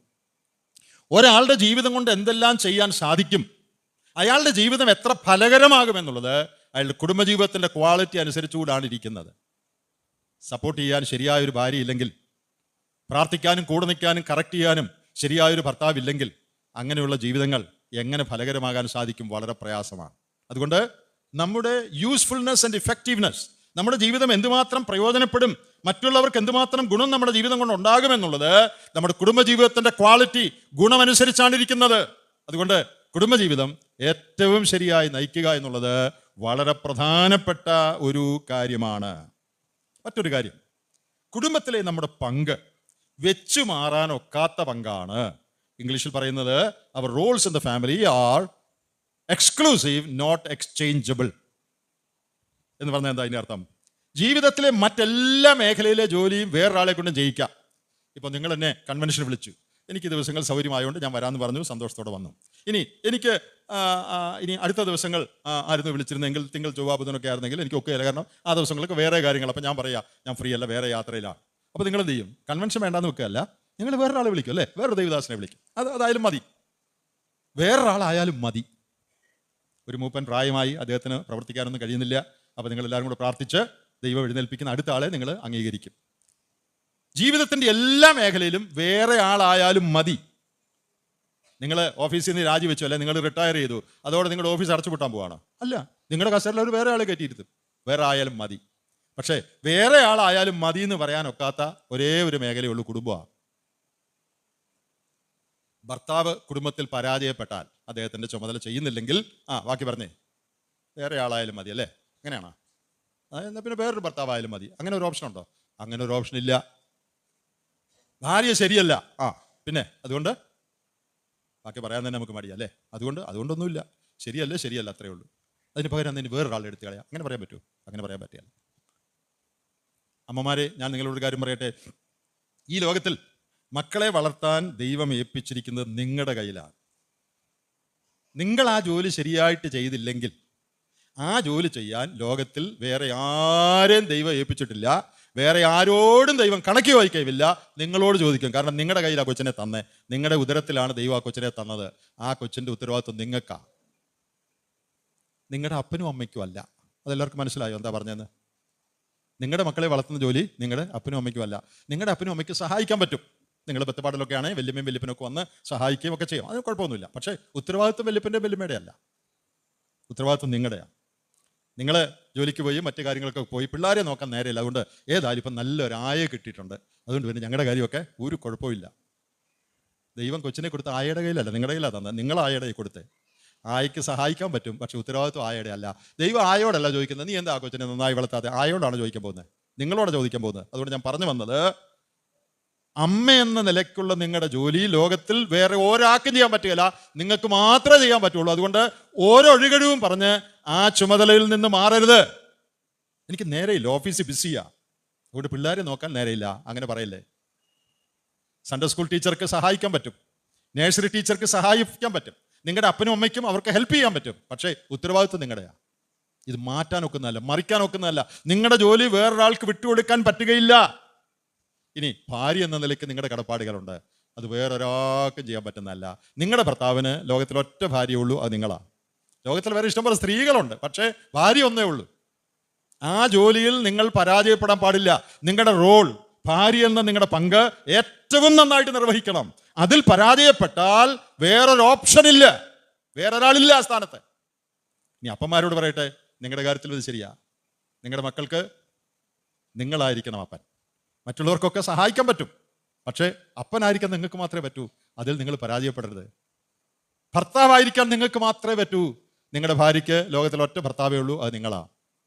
നിങ്ങളുടെ ഉത്തരവാദിത്വങ്ങളിൽ നിങ്ങൾ പരാജയപ്പെട്ടാൽ, ഭാര്യയെ നോക്കുന്നതിൽ, ശ്രദ്ധിക്കുന്നതിൽ, സ്നേഹിക്കുന്നതിൽ, കുടുംബത്തെ പുലർത്തുന്നതിൽ, നയിക്കുന്നതിൽ, ആ ജോലിയിൽ നിങ്ങൾ ഉഴപ്പിയാൽ, നിങ്ങൾ പരാജയപ്പെട്ടാൽ, ആ സ്ഥാനം എടുക്കാൻ ലോകത്തിൽ വേറെ ഒരാളെ കുറിച്ചും ദൈവം ഉദ്ദേശിച്ചിട്ടില്ല. നിങ്ങൾ മാത്രമേ ഉള്ളൂ ആ സ്ഥാനത്ത്. അതുകൊണ്ട് ആ സ്ഥാനത്ത് പരാജയപ്പെടരുത്. പണ്ട് കാലത്തൊക്കെ നമ്മുടെ സ്കൂട്ടറുകളുടെ പുറകിൽ സ്റ്റെപ്പിനി ടയർ എന്നൊരു ടയർ ഉണ്ടായിരുന്നു, എല്ലാവർക്കും അറിയാമല്ലോ. സ്കൂട്ടറിന്റെ പുറകിൽ ഇങ്ങനെ ഒരു ടയർ വെച്ചേക്കും. പോകുന്ന വഴിക്ക് ഒരു ടയർ പഞ്ചറായാൽ അത് അഴിച്ചു മാറ്റി ഈ സ്റ്റെപ്പിനി എടുത്തിട്ട് ഓടിക്കാം. യാതൊരു സ്റ്റെപ്പിനി അറേഞ്ച്മെന്റും ഇല്ലാത്തൊരു സംവിധാനമാണ് വിവാഹം. വിവാഹത്തിൽ സ്റ്റെപ്പിനി ഹസ്ബൻഡും ഇല്ല, സ്റ്റെപ്പിനി വൈഫും ഇല്ല. ഒറ്റ ഭാര്യയേ ഉള്ളൂ, ഒറ്റ ഭർത്താവേ ഉള്ളൂ. പഞ്ചറായാൽ വഴി കിടക്കുക, അല്ലാതെ വേറെ ഒരു മാർഗ്ഗവും ഇല്ല. അതുകൊണ്ട് പഞ്ചറാകാൻ പാടില്ല, കാരണം വെക്കാൻ വേറെ ടയറില്ല. ഇത് എത്രയോ ഗൗരവമേറിയ ഒരു കാര്യമാണ്. So our roles in the family are exclusive not exchangeable. വെച്ച് മാറാൻ പറ്റുന്നതല്ല. ഇനി മറ്റൊരു കാര്യം, ക്രിസ്തുവിൻ്റെയും സഭയുടെയും നിഴലാണ് ഭാര്യാഭർത്തൃ ബന്ധം. എഫേസ്യ ലേഖനം 5-ാം അധ്യായം വായിക്കാതെ തന്നെ എല്ലാവർക്കും കാണാതറിയാം. ക്രിസ്തുവിൻ്റെയും സഭയുടെയും നിഴല്. ഭർത്താവ് സ്നേഹിക്കണമെന്ന് പറയുമ്പോൾ ക്രിസ്തു സ്നേഹിച്ചതുപോലെ, ഭാര്യ കീഴ്പ്പെടണമെന്ന് പറയുമ്പോൾ സഭ ക്രിസ്തുവിന് കീഴടങ്ങുന്ന പോലെ, ക്രിസ്തു തലയാകുന്നത് പോലെ. അപ്പോൾ ക്രിസ്തുവിൻ്റെയും സഭയുടെയും ചിത്രമാണ് ഭാര്യാഭർത്തൃ സ്നേഹബന്ധം. അത് ശരിയായി നയിച്ചില്ലെങ്കിൽ ക്രിസ്തുവിനെയും സഭയെയും ലോകത്തിൽ തെറ്റായി ചിത്രീകരിച്ചു എന്നുള്ള കുറ്റം നമ്മുടെ മേൽ വരും.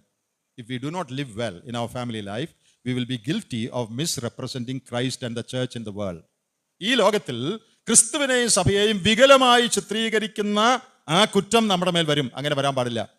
നമ്മുടെ കുടുംബജീവിതങ്ങൾ ക്രിസ്തുവിൻ്റെയും സഭയുടെയും നിഴലായി, ആ സ്നേഹബന്ധം അതിൻ്റെ ഒരു ചിത്രമായി ലോകത്തിൻ്റെ മുമ്പിൽ ഇരിക്കേണ്ടതാണ്. മറ്റൊരു കാര്യം, കുടുംബജീവിതത്തിൻ്റെ പ്രാധാന്യത്തെ കാണിക്കുന്ന ഒരു കാര്യം, തിമോത്തിയോസിൻ്റെ 1-ാമത്തെ ലേഖനത്തിൽ നിന്ന് നിങ്ങളെ ഒന്ന് വായിച്ചു കേൾപ്പിക്കട്ടെ. അറിയാവുന്ന കാര്യമാണ്, എന്നാലും അതിൻ്റെ പ്രാധാന്യം നിമിത്തം ഞാൻ ഒന്ന് വായിക്കുക. 1 തിമോത്തിയോസ് 3-ാം അധ്യായം അതിൻ്റെ 12-ാം വാക്യം ഒന്ന് വായിച്ചേ. 3:12. ശുശ്രൂഷകന്മാർ ഏക ഭാര്യയുള്ള ഭർത്താക്കന്മാരും മക്കളെയും സ്വന്തം കുടുംബങ്ങളെയും നന്നായി ഭരിക്കുന്നവരുമായിരിക്കണം. അവിടെ ശുശ്രൂഷകന്മാർ, ഡീക്കൻസിന്റെ കാര്യമാണ്. ആരാ ഡീക്കൻസ് എന്ന് പറയുന്നത്? മൂപ്പന്മാരല്ല. മൂപ്പന്മാരെ സഹായിക്കുകയും സഭയുടെ ഭൗമികമായ കാര്യങ്ങൾ ശ്രദ്ധിക്കുകയും ചെയ്യുന്ന ആളുകളാണ് ഡീക്കൻസ്. സഭയുടെ കാശ് എണ്ണുന്നവരായിരിക്കും, അല്ലെങ്കിൽ കറസ്പോണ്ടൻസ് നടത്തുന്നവരായിരിക്കും, ഹോളിൻ്റെ കാര്യങ്ങൾ നോക്കുന്നവരായിരിക്കും. അങ്ങനെയുള്ള എല്ലാ കാര്യങ്ങളും നോക്കി മൂപ്പന്മാർക്ക് സഹായമായി നിൽക്കുന്ന ആളുകൾ, അവരാണ് ശുശ്രൂഷകന്മാർ. ഈ ശുശ്രൂഷകന്മാർ ഏകഭാര്യയുള്ളവരും പിന്നെ മക്കളെയും സ്വന്തം കുടുംബങ്ങളെയും നന്നായി ഭരിക്കുന്നവരുമായിരിക്കണം. ഞാൻ ഈ വാക്യം എന്തിനാ എടുത്ത് വായിച്ചതെന്നറിയാമോ? മൂപ്പന്മാർ അങ്ങനെ ആയിരിക്കണമെന്നുള്ള വാക്യം എല്ലാവർക്കും അറിയാം, അല്ലേ? മൂപ്പന്മാർ കുടുംബത്തെ നന്നായി ഭരിക്കുന്നവരായിരിക്കണം. ഞാൻ നിങ്ങളോട് ചോദിക്കട്ടെ, അതെനിക്കും അറിയാം, എല്ലാവർക്കും അറിയാം. ഈ ശുശ്രൂഷകന്മാരും അങ്ങനെ ആയിരിക്കണമെന്ന് ശ്രദ്ധിച്ചിട്ടുള്ള എത്ര പേര് കൂടുതലുണ്ട്? ഞാൻ പറയാൻ വന്നത് എന്താണെന്നറിയാമോ? മൂപ്പന്മാർ അങ്ങനെ ആയിരിക്കണം, അതിനി ആവർത്തിക്കേണ്ട ആവശ്യമില്ല. എന്നാൽ സഭയിൽ കാശ് എണ്ണുന്നവനും അങ്ങനെ ആയിരിക്കണം, എഴുത്തെഴുതുന്നവനും അങ്ങനെ ആയിരിക്കണം, ഹോളിന്റെ ചുമതല വഹിക്കുന്നവനും എന്ന് പറഞ്ഞാൽ സഭയിലെ ശുശ്രൂഷകന്മാർ അവരും നല്ല കുടുംബജീവിതം നയിക്കുന്നവരായിരിക്കണം. മൂപ്പന്മാർ അങ്ങനെ ആയിരിക്കണം എന്ന് പറഞ്ഞാൽ നമുക്ക് മനസ്സിലായി, അവരാണ് ഇടയന്മാർ, അവർ നല്ല കുടുംബജീവിതം നയിക്കണം. പക്ഷേ ദൈവം പറയാണ് മൂപ്പന്മാർ മാത്രമല്ല, ശുശ്രൂഷകന്മാരും അങ്ങനെ ആയിരിക്കണം. അപ്പോൾ നിങ്ങൾ പറ, കുടുംബത്തിന് ദൈവം പ്രാധാന്യം കൊടുക്കുന്നുണ്ടോ ഇല്ലയോ?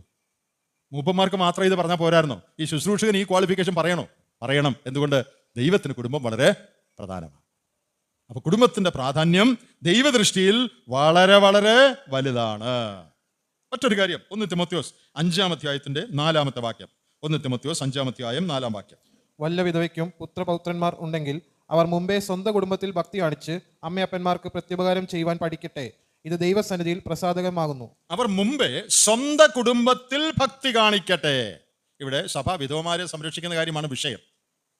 അവർക്ക് പുത്രപൗത്രന്മാരുണ്ടെങ്കിൽ അവർ വേണം ഇവരുടെ കാര്യം നോക്കാൻ. അതിന് കാരണം പറഞ്ഞിരിക്കുന്നത്, നമ്മുടെ ഭക്തി ആദ്യം കാണിക്കേണ്ടത് കുടുംബത്തിലാണ്. അവർ മുമ്പേ ഫസ്റ്റ് സ്വന്തം കുടുംബത്തിൽ, manifest your godliness first at home. ഒന്നാമത് നമ്മുടെ ഭക്തി ഒന്നാമത് കാണിക്കേണ്ടത് എവിടെയാണെന്നറിയാമോ? സഭയിലല്ല, യൂത്ത് ക്യാമ്പിലല്ല, YMF-ലല്ല, ബാലസംഘത്തിലല്ല.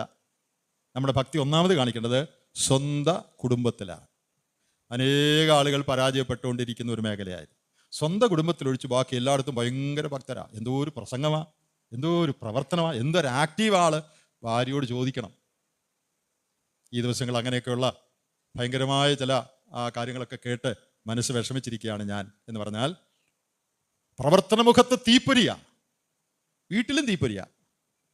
ഭാര്യയുടെ അടുത്ത് കരഞ്ഞ് കരഞ്ഞ് കരഞ്ഞ് കരഞ്ഞ് ഇനി പറയാനും ആളില്ല, ആരും പറഞ്ഞാൽ വിശ്വസിക്കുകയില്ല. അങ്ങനത്തെ അവസ്ഥയിലാണ് ചില ഭാര്യമാര്. പക്ഷേ ഇത് ലോകത്തിൽ ഒരു മനുഷ്യനോട് പറഞ്ഞാൽ വിശ്വസിക്കുകയില്ല. കാരണം ഭർത്താവ് ഭയങ്കര പ്രവർത്തനമാണ്. ദൈവം അംഗീകരിക്കുന്നതല്ല ഇത്. നിന്റെ ഭക്തി ആദ്യം കാണേണ്ടത് സഭയില്ല, അതാ വീട്ടിലാണ്. നിന്റെ ഭാര്യയും മക്കളും വേണം ഇദ്ദേഹം ആത്മീയനാണെന്ന് ആദ്യം പറയാൻ. അത് കഴിഞ്ഞിട്ട് പിന്നെ മൂപ്പന്മാർ പറഞ്ഞാൽ മതി. പ്രിയപ്പെട്ടവരെ, നമ്മുടെ കുടുംബജീവിതം ഏറ്റവും ശരിയായി സൂക്ഷിക്കണം. കുടുംബജീവിതം ശരിയായി സൂക്ഷിക്കാത്തവൻ പ്രവർത്തന രംഗത്തോ പുൽപ്പിറ്റിലോ വരാൻ പാടില്ല. നിനക്കതിന് യോഗ്യതയില്ല, ദൈവം നിന്നെക്കുറിച്ച് ഉദ്ദേശിച്ചിട്ടില്ല എന്ന് പറഞ്ഞ് പെർഫെക്റ്റ് ആയിട്ടേ ആത്മീയ ശുശ്രൂഷ ചെയ്യാവുള്ളൂ എന്നും അല്ല പറഞ്ഞത്. നമ്മുടെ എല്ലാം മനുഷ്യൻ നിലയ്ക്ക് കുറവും കുറ്റവും ഒക്കെ എല്ലാവർക്കും ഉണ്ട്. അതൊക്കെ ക്രമീകരിച്ച് ഏറ്റു പറഞ്ഞു പോകണം. എന്നാൽ അങ്ങനെയുള്ളവരുടെ കാര്യമല്ല ഞാൻ പറയുന്നത്. ഭാര്യയോട് അപമര്യാദയായി പെരുമാറുകയും ശരിയായി പെരുമാറാതിരിക്കുകയും മോശമായ സ്വഭാവം പാലിച്ചുകൊണ്ടിരിക്കുകയും അതേസമയം സഭയിലും മറ്റു പ്രവർത്തനങ്ങളിലും വലിയ ആത്മീയ നേതൃത്വം കൊടുക്കുകയും ചെയ്യുവാൻ ദൈവം തന്നെ അനുവദിച്ചിട്ടില്ല. അത് കപടഭക്തിയാണ്. ഒന്നാമത് കുടുംബത്തിലെ കാര്യം ശരിയാക്കിയിട്ട് വേണം മറ്റു തലങ്ങളിൽ പ്രവർത്തിക്കുവാൻ. മുമ്പേ സ്വന്തം കുടുംബത്തിൽ ഭക്തി കാണിക്കണം. അത് ദൈവത്തിന്റെ പ്രമാണമാണ്. നിങ്ങളുടെ ഇവിടെ ഒരു മാറപ്രയം തിരുമേനി ഉണ്ടായിരുന്നു, തൃശ്ശൂരുകാർക്ക് അറിയാമല്ലോ. അദ്ദേഹം ഒരു വലിയ തമാശകാരനുമായിരുന്നു.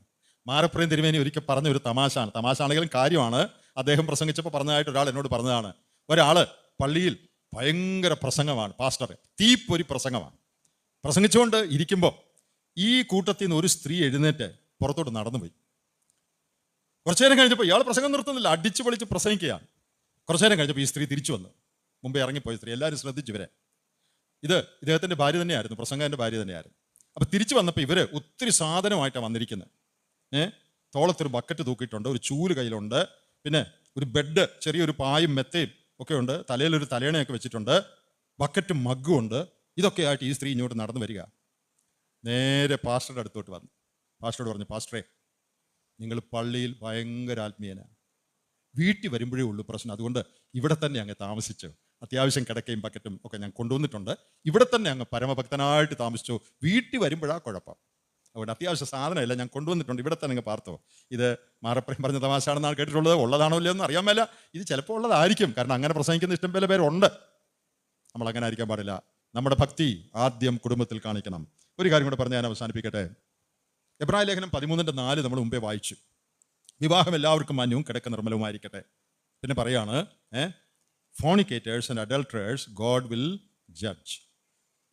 ദൈവം രണ്ട് കൂട്ടരെ, മലയാളത്തിൽ എങ്ങനെയാ വാക്യം? ഫോണിക്കേറ്റേഴ്സ് എന്നുള്ളതിന് എന്താ വാക്ക്? എന്നാൽ ദുർനടപ്പുകാരെയും വ്യഭിചാരികളെയും ദുർനടപ്പുകാരെയും വ്യഭിചാരികളെയും ദൈവം വിധിക്കും.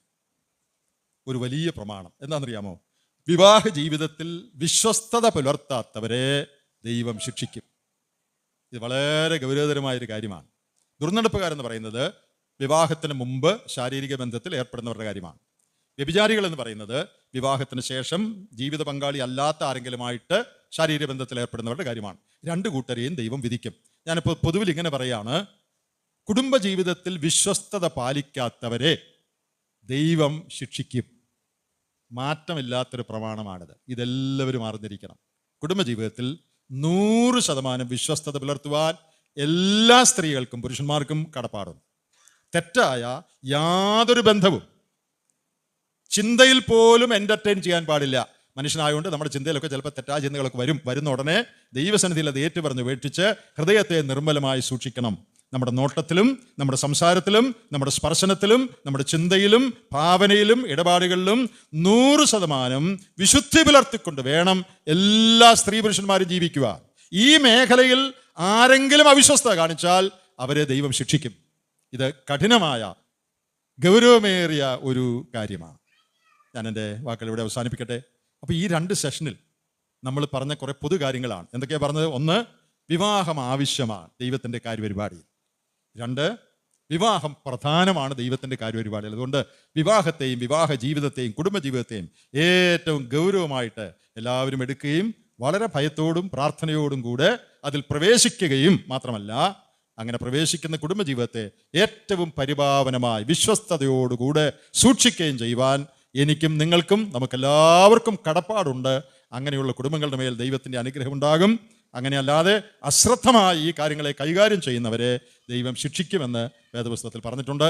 നമുക്ക് ഈ സത്യങ്ങൾ ഹൃദയത്തിൽ കൈക്കൊള്ളാം. ദൈവത്തിൻ്റെ ആത്മാവ് നമ്മെ സഹായിക്കും.